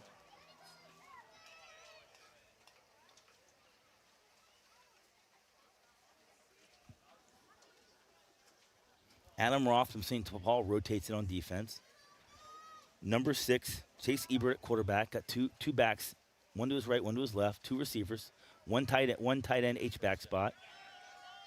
Looking for Young again. Oh, my God. And that time, a jump ball, but number 4 for the red squad, Josh Ngani, breaks it up. Ngani's had some tough assignments tonight. Covering Young. And they're making a nice play to break up the pass on a fade route. And he's giving up some inches to Young. Ebert still quarterback, 2 receivers right, 1 to the left, an H-back to his right, running back to his right. Handoff to the 14. Oh, and makes the man miss, but quickly snuffed out, and nice hustle play. The handoff was to number 14, Glennon. He's had some nice runs. Initially, the tackle was kind of missed there by 23, Jacob Green at Bucyrus, but then Green gets up, hustles back in, and gets himself back in that play. That's all you can ask for out of a defender, right? Like, you're trying to tackle some really talented guys. He makes you miss, get up off the turf, go make the play, and Green from Bucyrus does that. Really nice play. He got help from his friends on the pursuit, but he got himself back in that play. So many times you see high school kids miss the play and just stay on the turf. Green jumps up, finishes the play. 4th and long for Blue. 3 receivers right, 1 on the left. Ebert back to pass, rolls to his right. He's been dangerous when he rolls out. Finds a man, and pass broken up by All-Ohio and Tyler Sauter. And Red will take over after turning the blue team back on a promising drive that was highlighted by a Jax Wenger. Beautiful reception. But the Red defensive backs totally redeem yourself. Make some nice plays. Cameron Kuhn checks in at quarterback, the Madison grad, 6'2", 175, wearing number 8. So this is the first time that we've not seen Benford quarterback. Kuhn back to pass. Nice little ball. Number 7, Nolan Moore. Kuhn was a 4-year starter in football and baseball for the Rams. 3-year starter in basketball, 3.8 GPA. Off to attend the Ohio Fire Academy after graduation. Wants to be a firefighter and EMT. Got a couple of guys who are going to be firefighters on the game in the game tonight.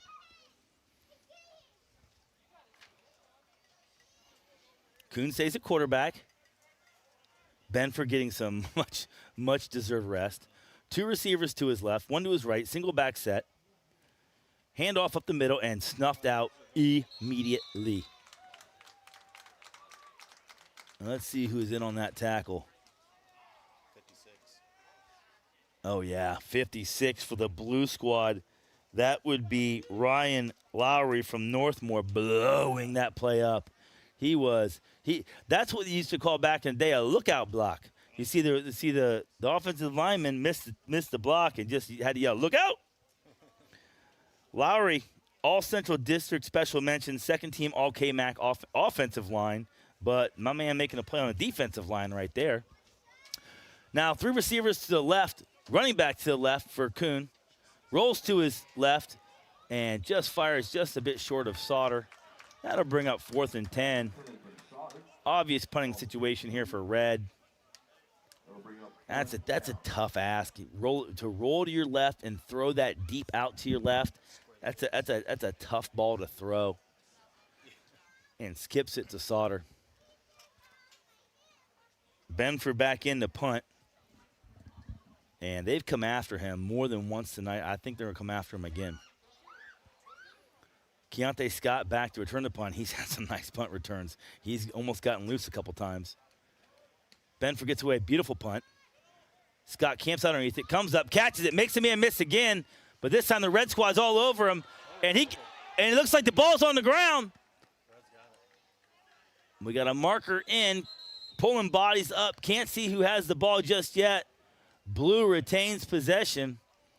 But you can see Scott trying to make a few guys miss and lets that wrist fall down below the elbow. Whenever you run the ball, you want your wrist above the elbow. Right there, his wrist goes below the elbow right there, and that's when Sauter comes in and rips the ball out. Really nice play by Sauter. Those two have gone back and forth tonight.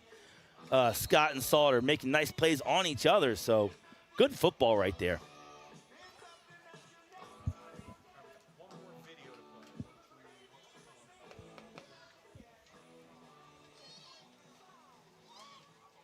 So, A.J. Bauer, hey, and my man Keontae Scott, after high school, His plans are going to the Marine Corps and college. So hats off to that young man for that plan. Bauer in at quarterback. Throws the out, skips it to Holland Young. Gonna have a second down. 3 minutes, 34 seconds left to play in the third quarter. Things have slowed down a bit in the Valley. We had some explosive plays earlier, but things have slowed down a little bit. And let's go ahead and listen to one more interview tonight, or maybe another. But here's a split screen for all you guys out there who love that split screen action. Ready to come in tonight. I'm looking at the rosters. A couple other quarterbacks on the roster. How many snaps do you think you'll get tonight? You think you get the lion's share? What's that look like? Oh, we're going to go 50-50 tonight, so 50-50 looking to share. Yep. Who's the other quarterback for the South squad? Chase Ebert, River Valley. Okay, the River Valley, Chase Ebert's the other quarterback. And what's it like to throw all these dynamic receivers on the All-Star team? It's pretty cool. I mean, just to throw to like great receivers who know what they're doing all the time, never have to worry about them making a mistake, hardly ever drop balls. It's pretty fun. Now here's the question I really want to get to. On the North squad, they've got some playmakers in the defensive backfield. Tyler Sauter's one of them, Division II All-Ohioans. He's a ball hawk. Have you thought about what it's like not only to throw your receivers, but think about those guys on the defensive backfield? They're all all-stars over there, too. There's no one weak you can pick on this week. Yeah, I've thought about that. I've noticed it in practice when I'm going against our defense. You have to throw perfect balls, can't really make a mistake because they'll make you pay. Hey, that's Cohen Becker, Northmor standout, and A.J. Bauer, Northmor standout at the All-Star Game pregame interview. That was Cohen Becker and A.J. Bauer with that pregame interview. Both those guys have had really solid games, and the South Blue has been marching again. 1st and 10 on the 38. Bauer back with the ball. Nice little throw. Good coverage by Ngani over the top. And the red defensive backs have picked up their game. Really nice coverage by Ngani. And tell you what, they give out a best receiver award, and you'd think it'd be tough, but it's got to be a close call between Wanger and Keontae Scott right now. Both those guys have had really good games, and they're on the same team. So tough decision to make for the guys who give out the awards tonight, because the blue team has had some explosive plays.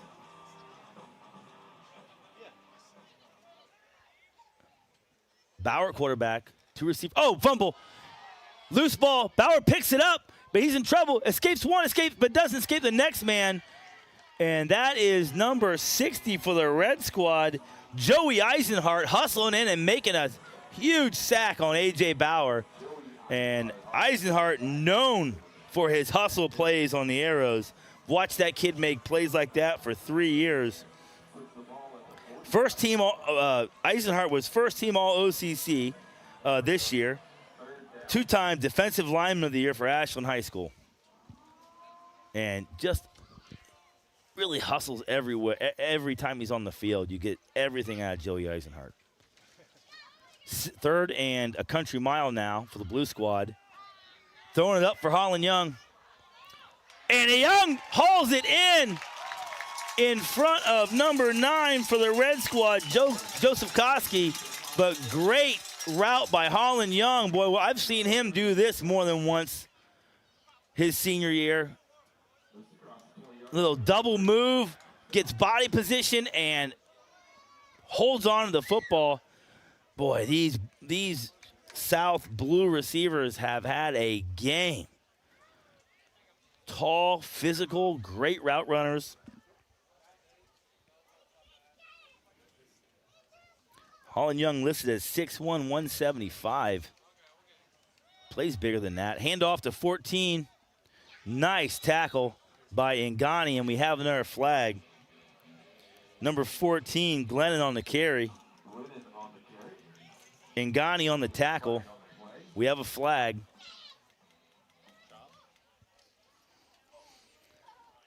You wouldn't think it'd be a chop block on a pass play, and it's a holding on the blue squad.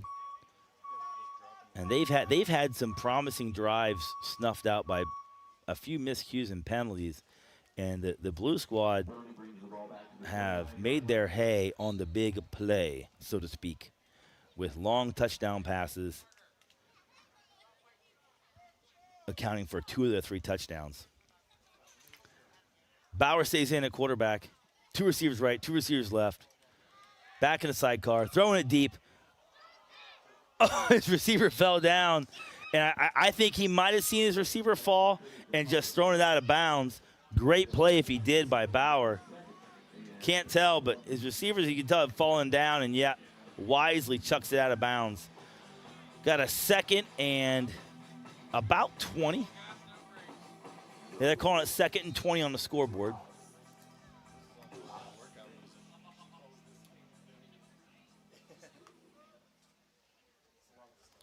Got some All-Star Game alumni checking in. Cole Hollis from 2015.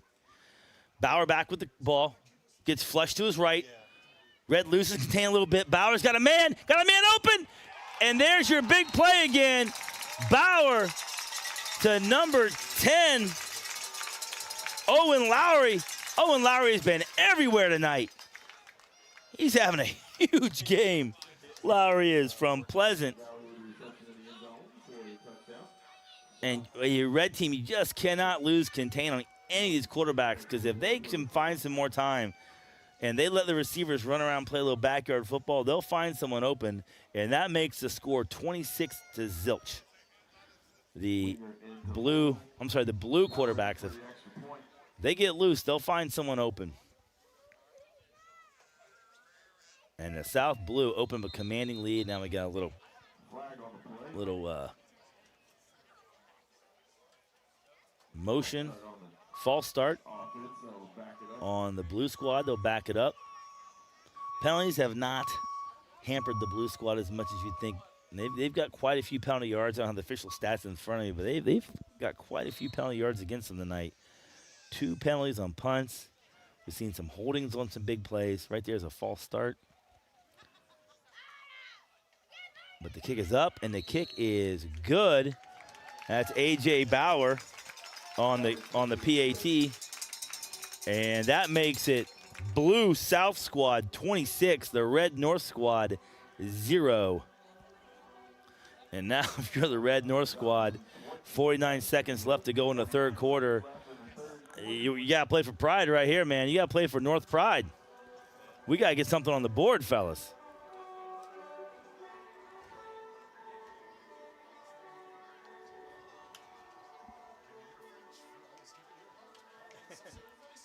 Hey, listen, and the folks at Clear Fork, you know what they love the smell of? Napalm in the morning.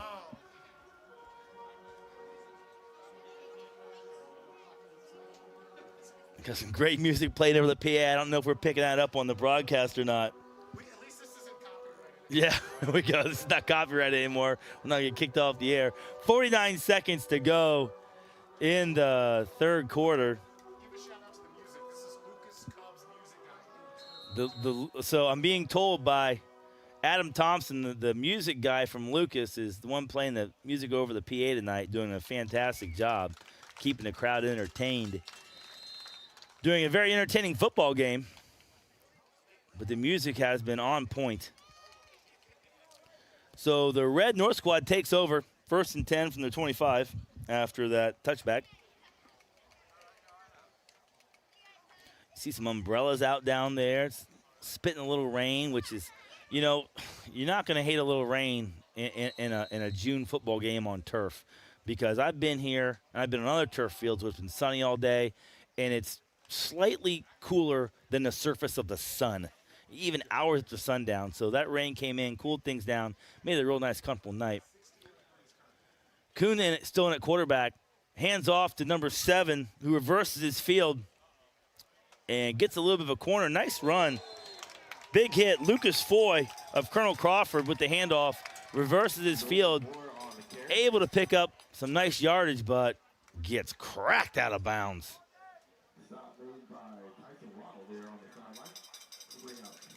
Yeah, nice hit. Can't get a number on the guy who made the hit there, but really, really well done. Play to the whistle. And we've got 2nd and short for the red team after one of their best runs of the night. Kuhn stays in at quarterback. 2 receivers right, 2 receivers left. Looking to pass, under pressure, and brought down. Maurice Bradley there, Jr. there to clean it up, but let's see who gets the initial pressure on the replay here. Looks like number 32, Colton Long from Elgin, able to get the initial pressure and made a promising 3rd and short into second short and a 3rd down. Hey, we're going to take a break. When we come back, 4th quarter, stick with us live in Free on OH Report.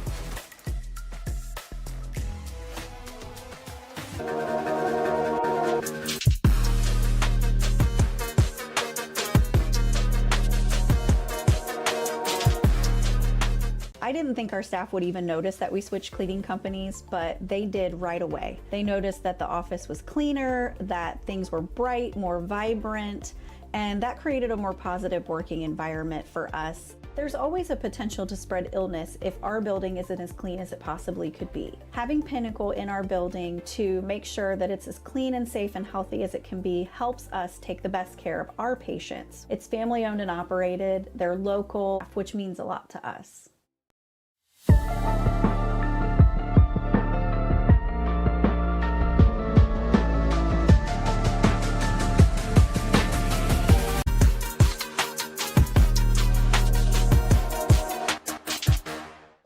Welcome back. This is Zack Truax on OH Report, coming to you from the Valley. North Central Ohio Football Coach Association All-Star Game.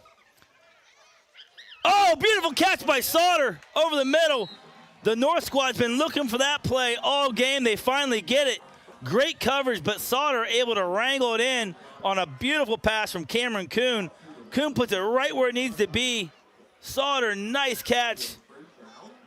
And actually, good job by the blue defensive back. I didn't get a number on that, but nice job by the defensive back there to get Sauter on the ground, because if he gets Sauter on the ground, man, Sauter's running for 6.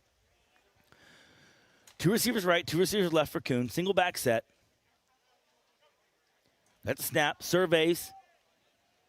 Finds number 20 for the red squad. That's Samuel Connick from Norwalk. Pass complete to Samuel Connick. And the red squad putting something together here. Out to the 42-yard 2nd and 5 from the 42. They came out in a run-heavy offense to begin with. They quickly switched that to a passing offense, much easier to block.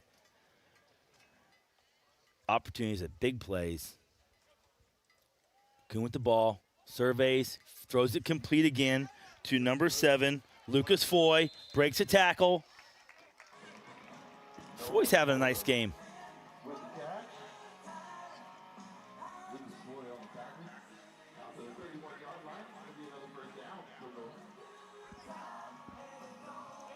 I'm sorry, that's Nolan Moore on the catch. Wrong number 7. I had to look at the wrong roster. My apologies to Nolan Moore and his family of Crestview. That's Nolan Moore on the catch. Red team on the move.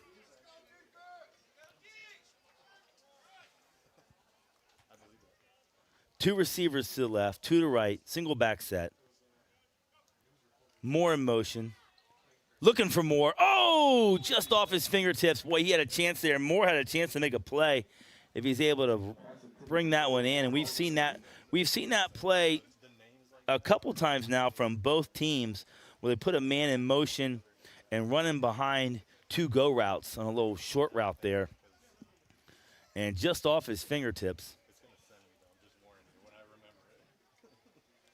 Going to have 2nd and 10 for the North Red team from the 31-yard line. 2 receivers right, 2 receivers left. That looks like Moore in motion again. Crossing route. Kuhn steps up, is able to get away. Kuhn makes another man miss. Kuhn's loose. Kuhn's got a chance. Wrangled down, though, but not until he gets a first down after some nifty Tarkanian, looks like quarterback action. Oh, breaks a tackle there. And before he's wrestled down by a host of blue tacklers, and it's 1st and 10, red team.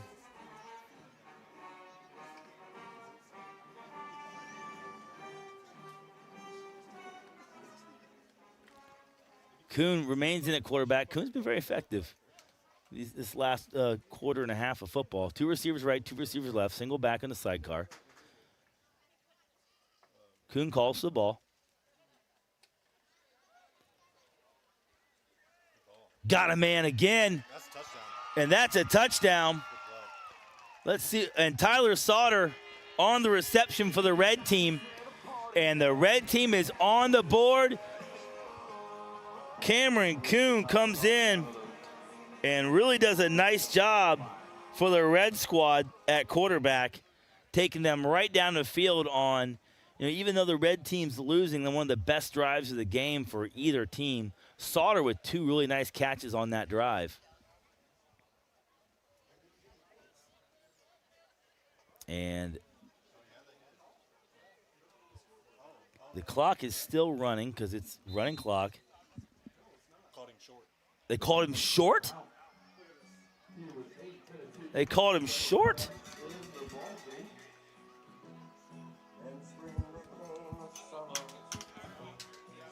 Oh, in an all-star game? I guess. Here's the thing. The red squad has been the beneficiary of some advantageous calls, shall we say. So, that one going the other way, you don't hate it too much. You really thought Sauter was in here. I did at least. It might have been short. The guy who's standing down 10 feet from the plate, he might actually have a better view than I do, Peoples. He might have a better view than I do. Listen, I'm hundreds of feet away, but I suppose I'll defer to the experts on the sideline who are right on top of the play. So here we go. 1st and goal for the red team.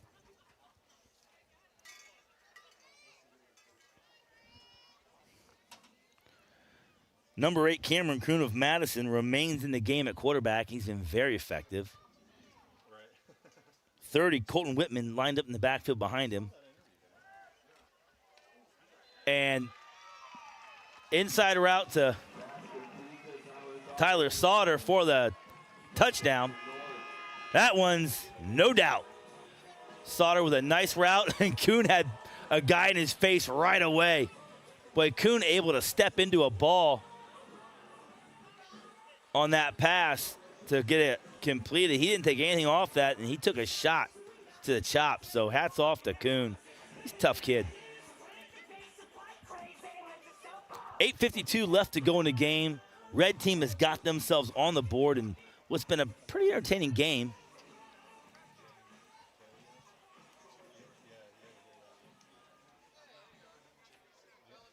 And the red North team electing to kick the PAT.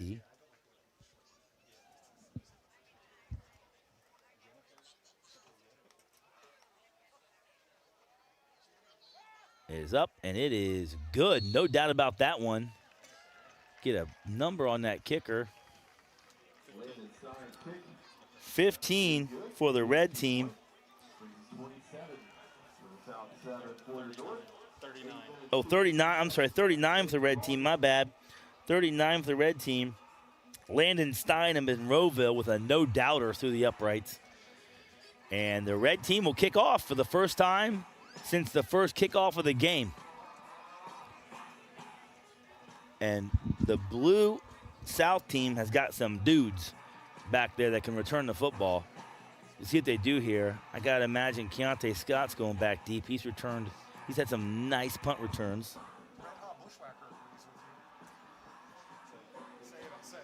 Yeah, the Red Hall Bushwhacker. I'm with you, homeboy. In an all-star game, that should be a TD. Red Hall Bushwhacker. I'm with you. I'm with you.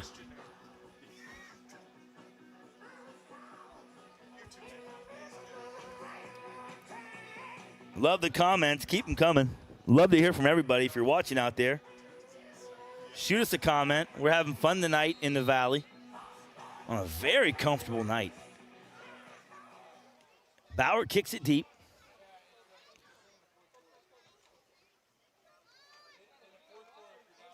Okay, and so it's an all-star game, and we're in the fourth quarter, and you're down by whatever, the 20 points or more. I don't know what it is. When you score, you get the ball back, just like we're playing make it take it basketball, but it's football.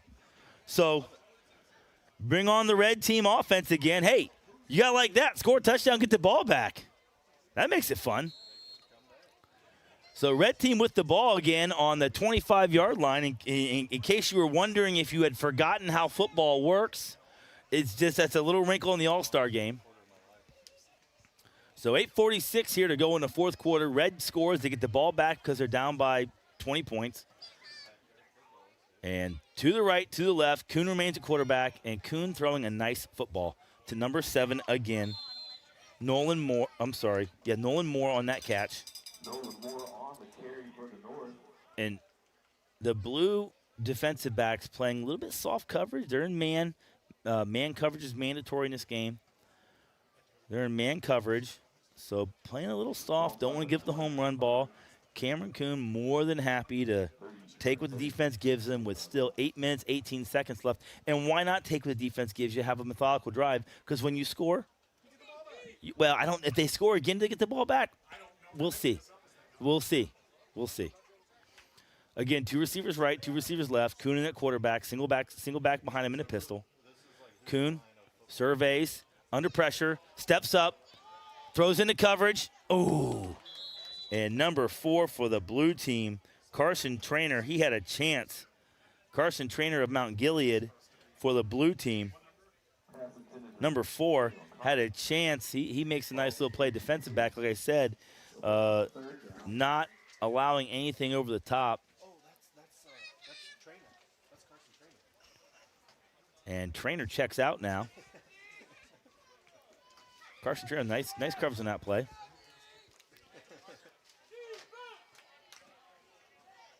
And we got to the right, to the left for Cameron Kuhn. The blue fans getting a defense chant going. Kuhn surveys, looks deep. Oh, beautiful catch. Guess who? Number 10, Evan Benfer. Why not? He's had electric plays all over the field. Why not? Beautiful over the Willie Mays Hayes style catch over the shoulder. The Heidelberg commit having a nice game. Like I said, Mr. Benfer, not only was he the offensive player of the year in the Firelands Conference, he was the defensive player of the year in the Firelands Conference too. So he can do it all. 2 receivers right, 2 receivers left for Kuhn. Takes the snap, surveys. Why not? Nolan Moore has caught that pass in front of his defender. I would guess 5 or 6 times this game, and they're just giving themselves second and manageable. Kuhn doing a great job on his second really nice drive. 7 minutes left to go in the half. 7 minutes left to go in the game.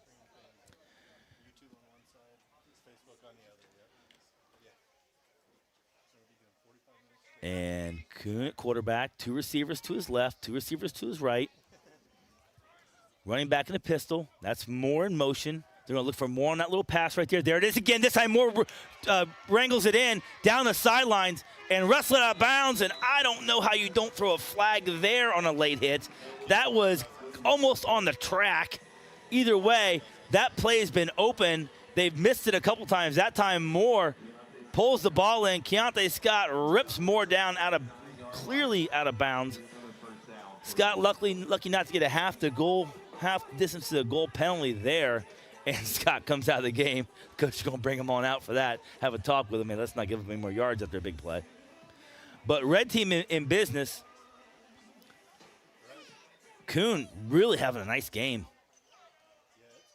2 receivers to the right, 2 receivers left, pistol formation. Kuhn surveys, throws the ball, just overshoots. Number 20 for the red team, Samuel Connick. We got a flag in the backfield. That looks like holding, though.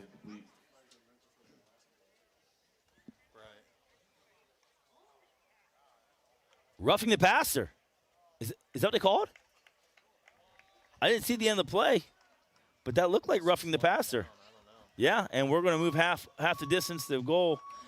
And number 30 for the blue team, Cameron Goldbach, comes off the field. So I think we might know who the guilty party is. I did not see the end of that play to see how close that. There have been some borderline hits this game, so we'll see if the referee's starting to tighten up on that a little bit. Again, 2 receivers right, 2 receivers left for the red squad. Single back set in a pistol. That's more in motion. They like that little dump pass to him right here. Don't go to him this time.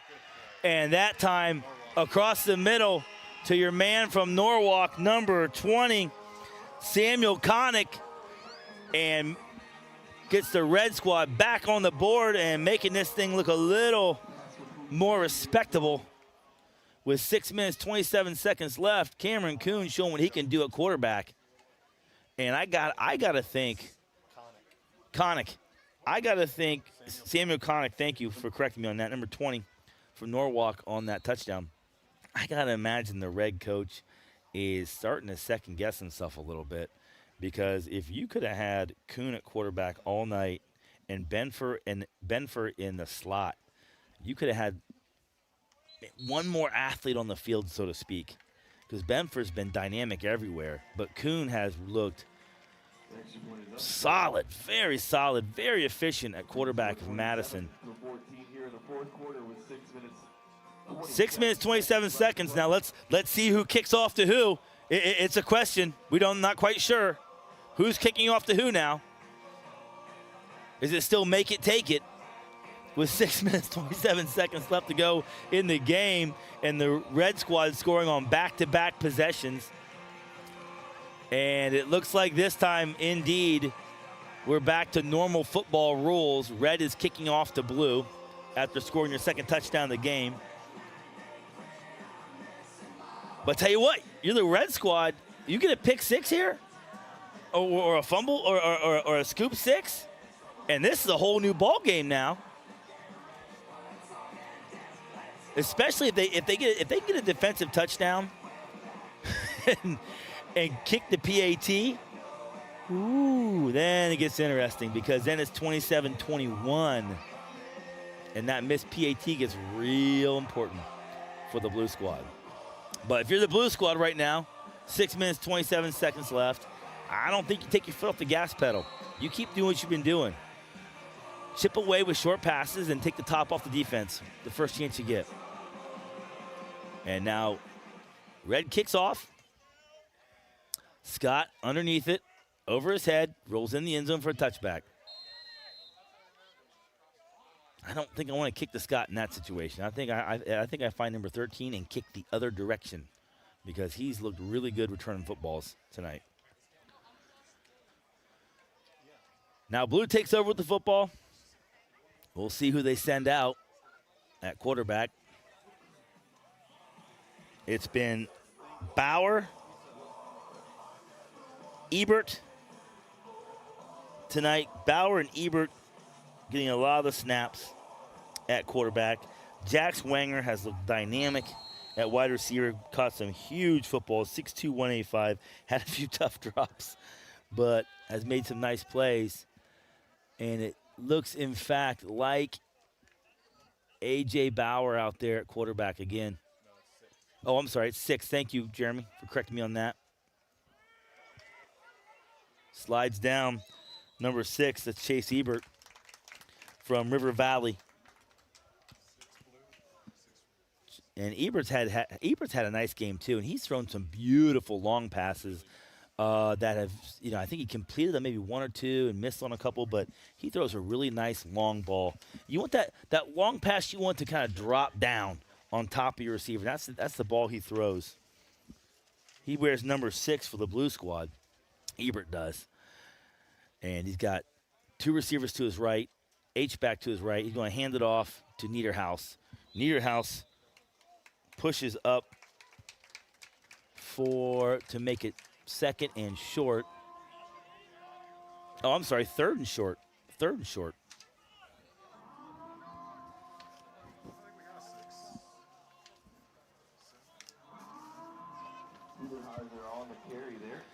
Niederhouse on the carry, makes it second and short. Very important conversion here for the blue squad. The red squad sitting with 2 timeouts left, so blue squad really needs to convert here. Bauer hands off to Niederhouse. Niederhouse is stopped behind the line of scrimmage and drugged down for a 4th down. Let's see if the red team, no, they conserve their timeouts. And blue looks to punt now, 4th and short. And we have a timeout. We have officials timeout. so the red team has 2 timeouts left. Blue team does not convert on the 3rd down, force 4th down. Boy, if you're red, do you use a timeout or not? They elect not to, and mercifully someone gets a cramp and the clock stops. You hate to see it. Yeah, you hate to see it. You hate to see, and hopefully it is just a cramp. Hopefully the young man's okay. I shouldn't make light of the situation, so I find out he's okay. Getting to his stomach, getting to his feet.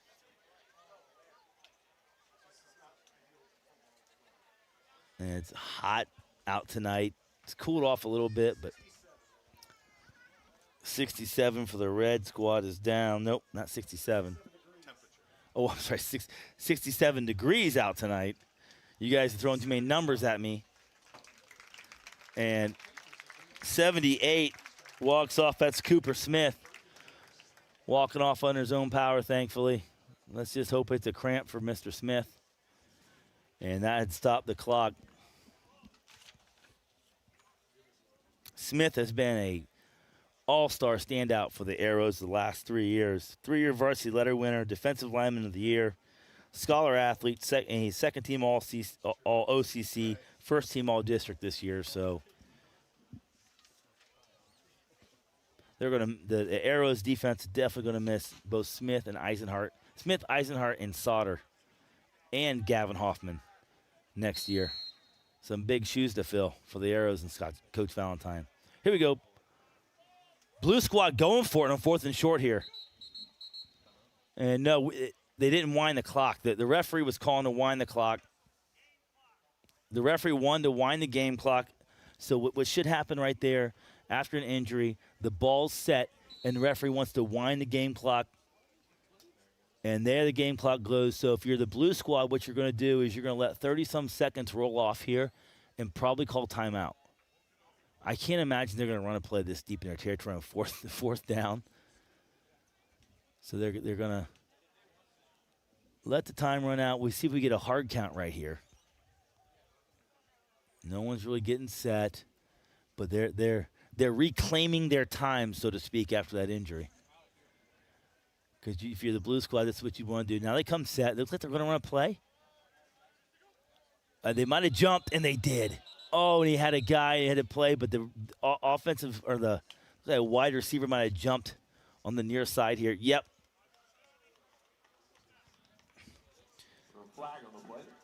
Owen Lowry with a false start. Going to move it back 5. They had a chance to convert there. That would have been a dagger if they had converted. And now they're going to punt. But the penalty stops the clock. So the red team still clinging to life here with 4 minutes, 12 seconds left. The red North team, just a sliver of life. Clock stopped. Blue South punting. 2 dynamic returners back. Punt away. Vickers gets to punt this time. Benford with it. Right at the field. Makes up man miss. Great hustle play. Get a number on that cat. Number 8, Jax Wanger. Boy, he's had a game. Wanger, great hustle play. And that's the difference. Like, you see, everyone talks about how talented these guys are, right? And physically gifted. But how many times have we seen tonight a guy miss a tackle, outrun something, and hustle his way back into the play? And if you're a young football player out there and you want to play in this game and you want to be an all-star, those are the kind of plays that you make routinely. The hustle plays. You don't quit playing until the whistle blows. Great play by Jack Swinger there as the red team sets up to the right, to the left. Cameron Kuhn remains at quarterback. Surveys, has time, throws it deep, but no one's home. Miscommunication there. Number 7, Nolan Moore ran an out. Kuhn expected him to go up, having a conversation about that now. And Kuhn saying, listen, bro, we are down by 2 touchdowns. I want you to go deep. 3:55, clock stopped. Red team was 2nd and 10. Kuhn wanted it all right there. 3 receivers to his left, 1 to his right. Single back set for Cameron Kuhn. Calls for the football. Short pass open to Sauter again. Solid pickup. That's been just what the doctor ordered for the red team on offense, the short stick play where receiver sees the defensive back playing soft coverage, runs up 5 yards, turns around, puts his hands up. You'd like to see that ball there just a hair quicker, though. You know, these blue defensive backs are going to start creeping up a little bit, especially as the field gets condensed when the red team gets closer. And if you want to throw that ball, you're Kuhn, you want to throw that when that guy's turning, so it's on his chest when he turns around, so that defensive back can't jump it. To the right, to the left. More in motion. Kuhn with the ball. It's a little errant throw there. Forces a third and 5. I thought it was 4th, but what do I know? 3rd and 5 for the red team.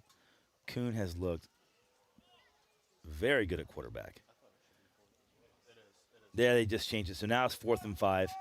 4th and 5 here, probably 4th in the game for the red team. Two receivers right, 2 receivers left for Kuhn. Let's see if the blue defensive line gets some pressure right here. They got the ears pinned back. Here they come. Kuhn squirts out, gets loose. Finds a man, open, Nolan Moore. Moore in for a first down and more. Maurice Bradley Jr. really wanted the holding call, and he's having a spirited discussion with the referee about it. But beautiful play by Nolan Moore. The 160-pound, 6-foot senior from Crestview has had a solid game, on a roll and all conference for football this year. And Red's knocking on the door. That's Benfer in motion. Watch for Benfer on that little out play. But, Kuhn's got the corner. Kuhn's got a chance. Kuhn in for a touchdown. We got to start a football game. Oh, there's a flag in the backfield. That's holding. That's coming back. They're going to get that holding call they wanted earlier, I think. But they had Benfer on that little out route right there. Benfer's open. They got a chance right there, but Kuhn had dropped the ball, picks it up, makes the most out of it, but we got a holding call, so it's coming back. Boy, if I'm a blue defender, I see that guy go in motion, you've got to start rotating up to take away that out. Because the red team has been wanting to run that play over and over again, and it's always the same motion from the near sideline to the far sideline, kind of right to left for the quarterback, so he's throwing to his left. First down for the North from the 25. And it's been effective. They've had it open multiple times. They completed on it once for a big gainer. Here we go. Kuhn at the quarterback, 2 receivers right, 2 receivers left, single back in the sidecar. Kuhn gets the ball, 1st and 20, rolls to his left, throws it deep, just overthrows his receiver, Moore again. And Moore is down with probably a cramp. And Moore's out of bounds, so let's see what they do here. They stop the clock. They call for the clock was already stopped because of an incomplete pass, but they're going to call for injury timeout. So the Clear Fork athletic director. Listen, Jess Moore. You know what? That's what I love about the Valley, man. You see a job needs done, you just jump in and do it. And she helps the Crestview grad up. Yeah, there's Jess stretching him out.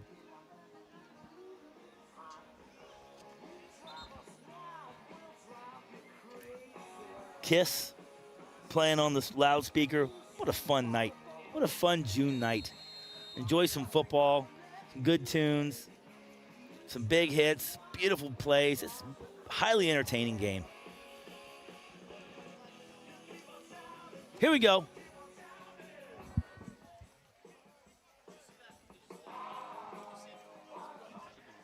Second down and 25. Low snap for Kuhn. Rolls to his left. Got a man with a step. That's got a chance. And they're calling that complete. Beautiful catch. Guess who? Guess who? Number 10.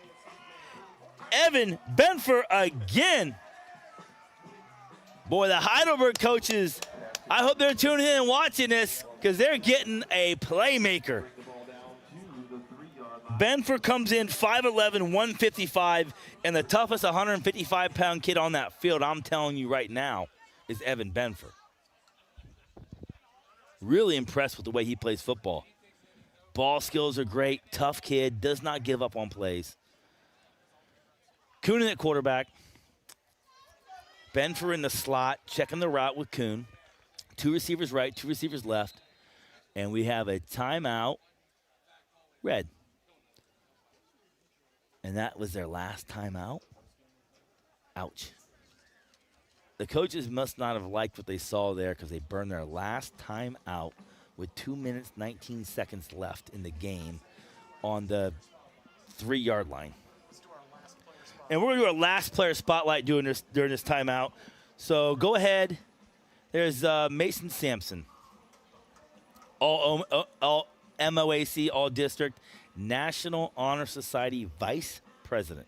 And as I went through a lot of the biographies tonight, I noticed that a lot about these guys. A lot of National Honor Society guys, a lot of scholar athletes. So, you know, to be a really good football player, you have to be smart. But what happens is you're a person that has work ethic, and that work ethic translates not only on the gridiron but in the classroom. So congratulations to all these guys making this game, and even more importantly, congratulations to them on great grades. But here we go. Kuhn at quarterback. Looking for Sauter all the way. Puts a jump ball up. Sauter goes up, and beautiful play made by the defensive back on that. Sauter helping him up. Great sportsmanship there. But number 7, Lucas Foy for the Blue South team. One-on-one with an athlete and swats the ball away. Great play by Lucas Foy. The all-conference player from the all-conference player from Colonel Crawford, Lucas Foy. You got guys from Lucas here, and then you got a guy named Lucas Foy from Colonel Crawford. So just learned the names this week. Kuhn with the ball. Sets, looks, scrambles. Kuhn's got a chance, but stuffed short of the goal line. And that's what I'm talking about. That scramble play, further away from the goal line, he might go for 10 yards. But since the defense is so compressed right now against the back of the end zone, those safeties can come up and make that play much sooner than they normally would. So if you're Kuhn, boy, you really want to try and stay in the pocket as long as you can there, scramble around and try and find a receiver open, because put those defensive backs in peril. Make them make a decision. Either step up to come get me or cover my guy. 3rd and goal. Handoff up the middle. Stuffed by the Blue defensive line. Guess who? Goldbach was in on it. Maurice Bradley Jr. was in on it. Yeah, Maurice Bradley Jr., Goldbach, 51. Landon Shepard comes in to help clean things up. 1 minute, 13 seconds left in the game, and it was a stopped run play.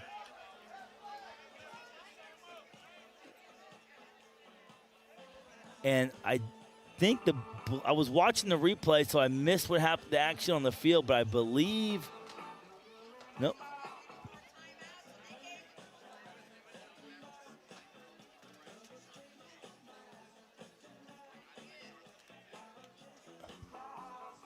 The red team had 0 timeouts left before that play. So I'm not sure who the timeout was charged to, but there's a timeout on the field. The blue team is still showing 3 timeouts left. The red team had 0 timeouts before that play. So I'm getting told by my intrepid cameraman, Jeremy Peoples, that they had accidentally taken a timeout off the board. So even though the scoreboard said 0 timeouts left, in fact, the red team did have 1 timeout left. But now they have 0 timeouts left. 1 minute, 13 seconds to go. Red team with the ball.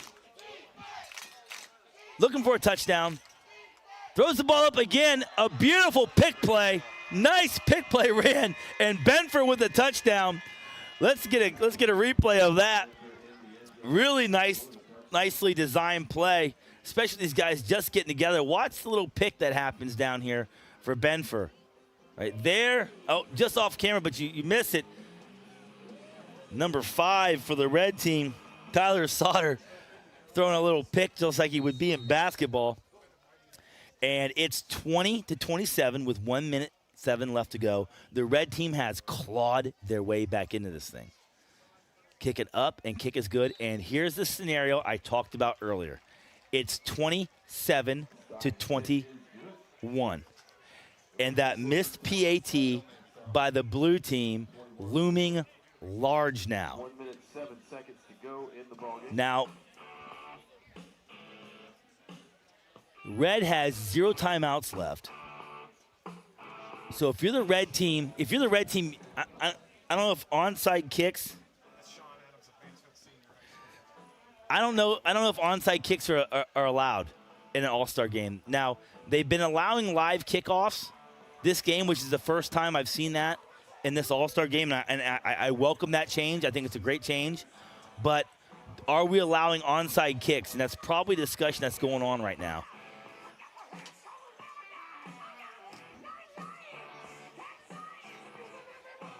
And if it's not an onside kick, you got to bet they're going to squib it really hard and try and get that thing jumping around. Keontae Scott, the very sure-handed Keontae Scott back for the Blue South team. But he's the only one deep. So if you can get that, boy, if you get that ball, oh, now a late check-in. Number 21 for Blue checks in as a returner. Cohen Becker. Now you got 2 guys back where you're a little more comfortable now if you're a Blue coach. Counting their guys, making sure they got 11. They do. There's your hard squib. Onside. Oh, look at that. Look at that. Get a number on that, big boy. Who is that? 68. Nicholas Armros, the coach's son. Look at that big guy sealing the game up for the Blue squad, showing the soft hands. He filled that thing like he was a shortstop. Beautiful play by the big guy, sealing the game up. Give him some love. Armros, a 4-year letter winner in wrestling, 3 letters in baseball, 3 letters in football, 2024 first teamer. 2024 first team KMAC, 2023 second team KMAC, 2024 academic All-Ohioan. My man making a smart play right there, sealing the game off for the Blue team. And they take a knee as we wrap this thing up. Blue was running away with it, and then the red North team came roaring back, but an onside kick turned away by offensive lineman with some great hands. And you know what? He's going to go over to the old man. He said, Dad, I should have been playing tight end. Come on, did you see how I fielded that? You might be right. And that's the second year in a row we've seen a big guy make a nice skilled play. Last year, we had a 300-pounder toss a beautiful touchdown ball. Beautiful touchdown. Outstanding players, MVPs of the game. Now we're here. Clock expires here tonight. So we're PA announcer calling for the voters for the MVP. Get their votes in as the game expires. We'll take a quick break right here. Once the clock run hits all zeros, we'll take a quick break. But stick with us when we come back. Hopefully we'll have some post-game coverage, get some MVP action, and maybe one more interview if we can squeeze it in. Stick with us live and free on OH Report.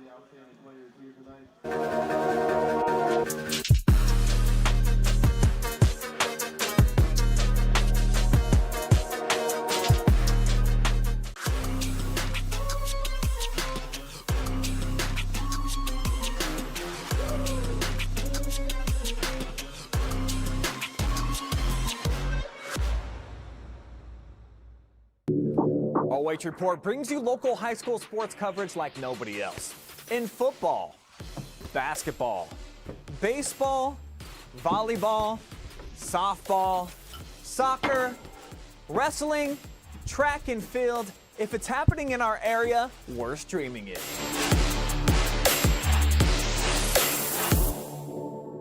For over 12 years, you've trusted Scout Construction for quality building and remodeling.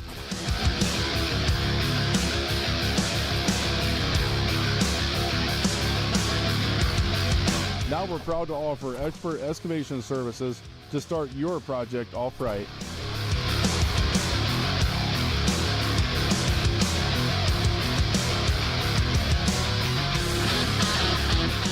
You've seen what we build, now see the way we dig. Experience the Scout Construction difference.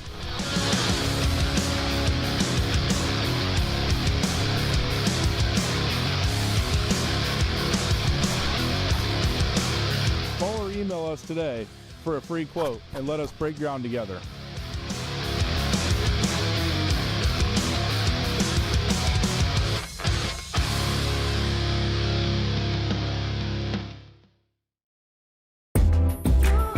Every time that we walk in, we know we're going to walk into a place that's very clean, and when we walk in, we have a professional environment to come to. The reliability of Pinnacle is always on the spot. We've been with them 16 years so far. They're committed, they are professional, they are very transparent with their pricing, and they excel at meeting every goal and every need we have.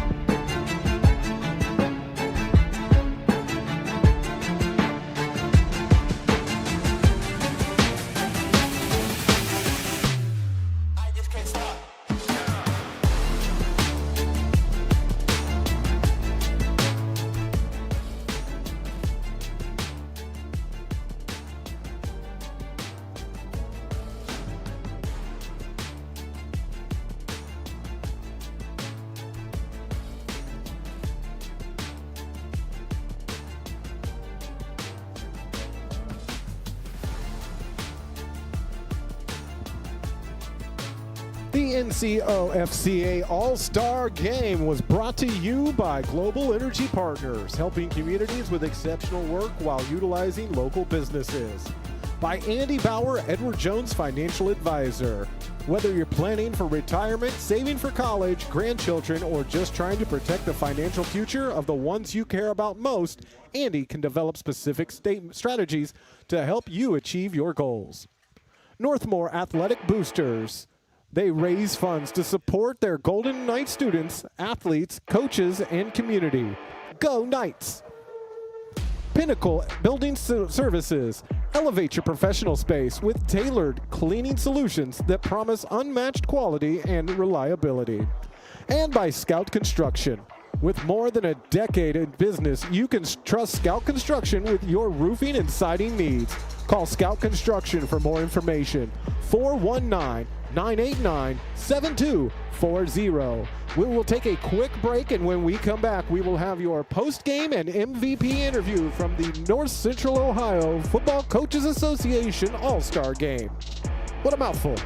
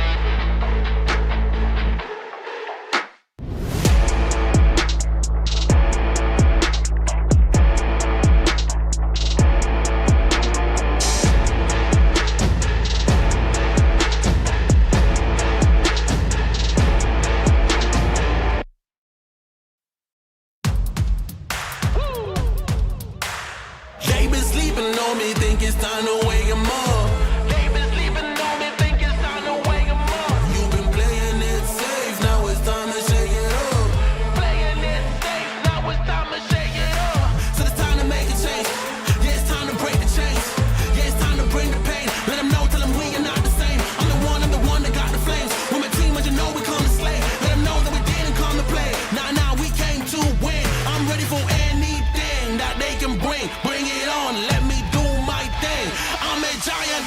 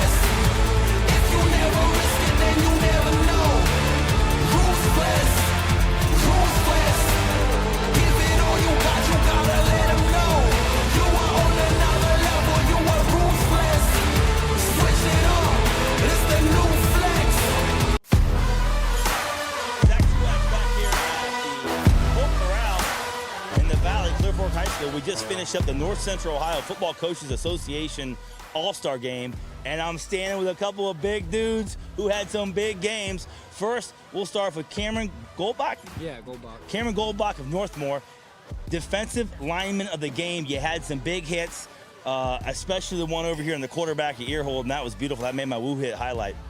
But talk to me a little bit about what it was like out there going against such talented offensive linemen, and what gave you the ability to have such a successful game?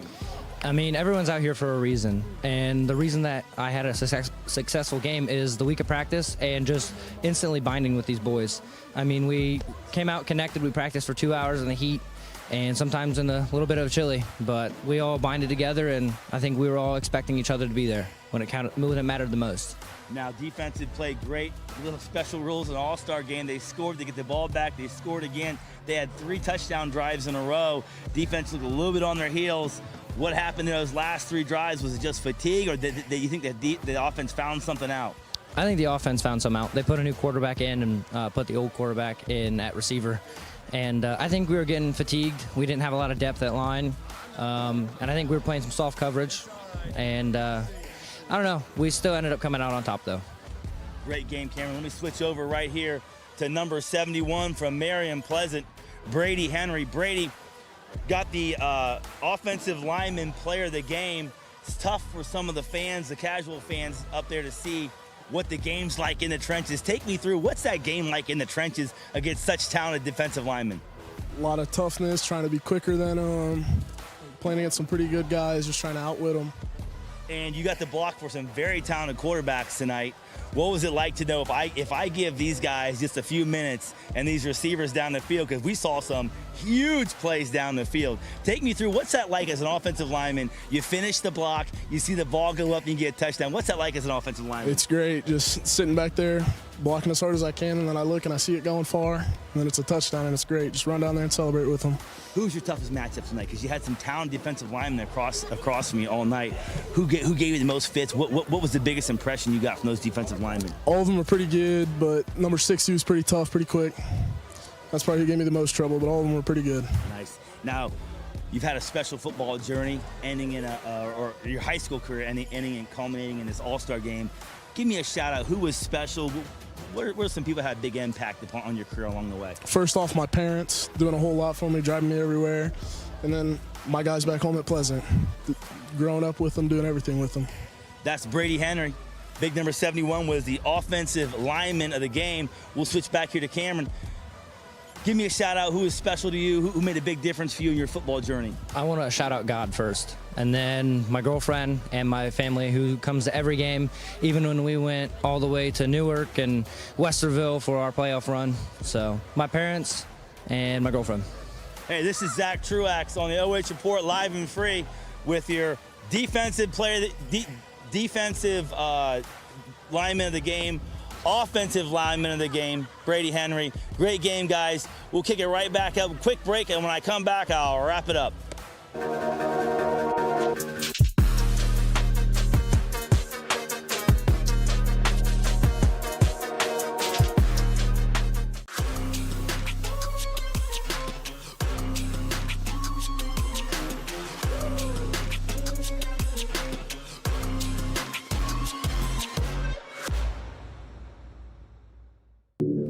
OH Report brings you local high school sports coverage like nobody else. In football, basketball, baseball, volleyball, softball, soccer, wrestling, track and field. If it's happening in our area, we're streaming it.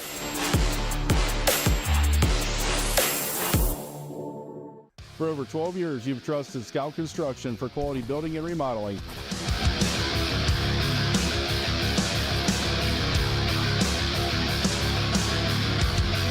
Now we're proud to offer expert excavation services to start your project off right.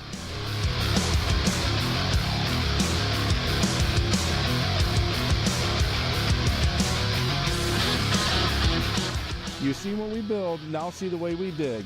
Experience the Scout Construction difference.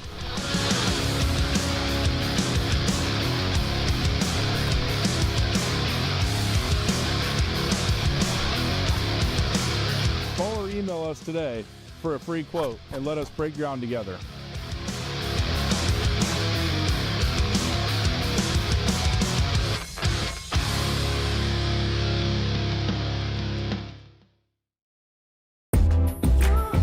Every time that we walk in, we know we're going to walk into a place that's very clean, and when we walk in, we have a professional environment to come to. The reliability of Pinnacle is always on the spot. We've been with them 16 years so far. They're committed, they are professional, they are very transparent with their pricing, and they excel at meeting every goal and every need we have.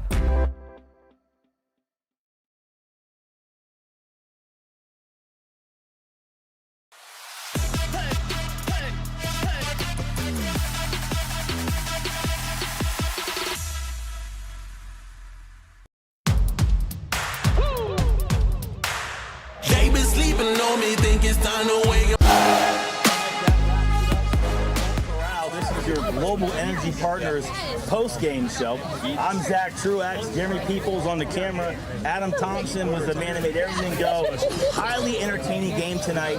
And it's so cool to sit down here on the field because, you know, a lot of these guys, it's the last time on a high school football field. Last time playing under the lights. Playing under the lights, really, because a lot of these guys, if they play football in college, a lot of those games are noon games. Some of the colleges don't have the lights, so it's just a special atmosphere right now. This brings back so many memories for me, being down here and just seeing kind of people just kind of mingle and soak it up a little bit one last time, right? Talk with their sons, talk with their friends' sons. You see guys down here who played against each other probably for 3 years, now kind of just reminiscing a little bit and catching up about all the games they played against each other. Of course, it wouldn't be a North Central Ohio Football Coaches Association without a Bradley in the All-Star game. How you doing? Good. How are you doing? Congratulations. So just a really entertaining game, hard-hitting game. It was crisp. The hitting was, at least.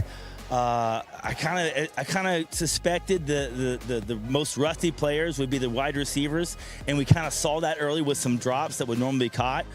But then again, it was the big play that propelled the blue team over the red. And then, you know, I talked a little bit about, too, if you're a kid watching this or you're a parent watching this and you want to see your son out here, you know, emulate what the red team players did. Because they could have packed it in. It's an all-star game, right? They could have packed it in. They didn't. They kept playing hard all the way through the game, and that's what's going to make you an all-star in high school, to be able to play in games like this and have special moments. It's just that refusal to quit, to fight until there's all zeros on the clock. And we saw that too. How many times did I mention great hustle play by this guy who was out of it and he brought himself back in it? So just a really special time for these guys. I'm really impressed by not only the athleticism, but the effort. So next year, we'll be back. OH.REPORT live and free, June 12th, from the home of the Colts, the Valley, for next year's, which will be, I think, the 40th, is what I heard. This year's the 39th. Next year, I think, is the 40th annual North and Central Ohio Football Coaches Association. Until football season starts in a few months, I'm Zack Truax signing off from the Colt Corral. See you next time.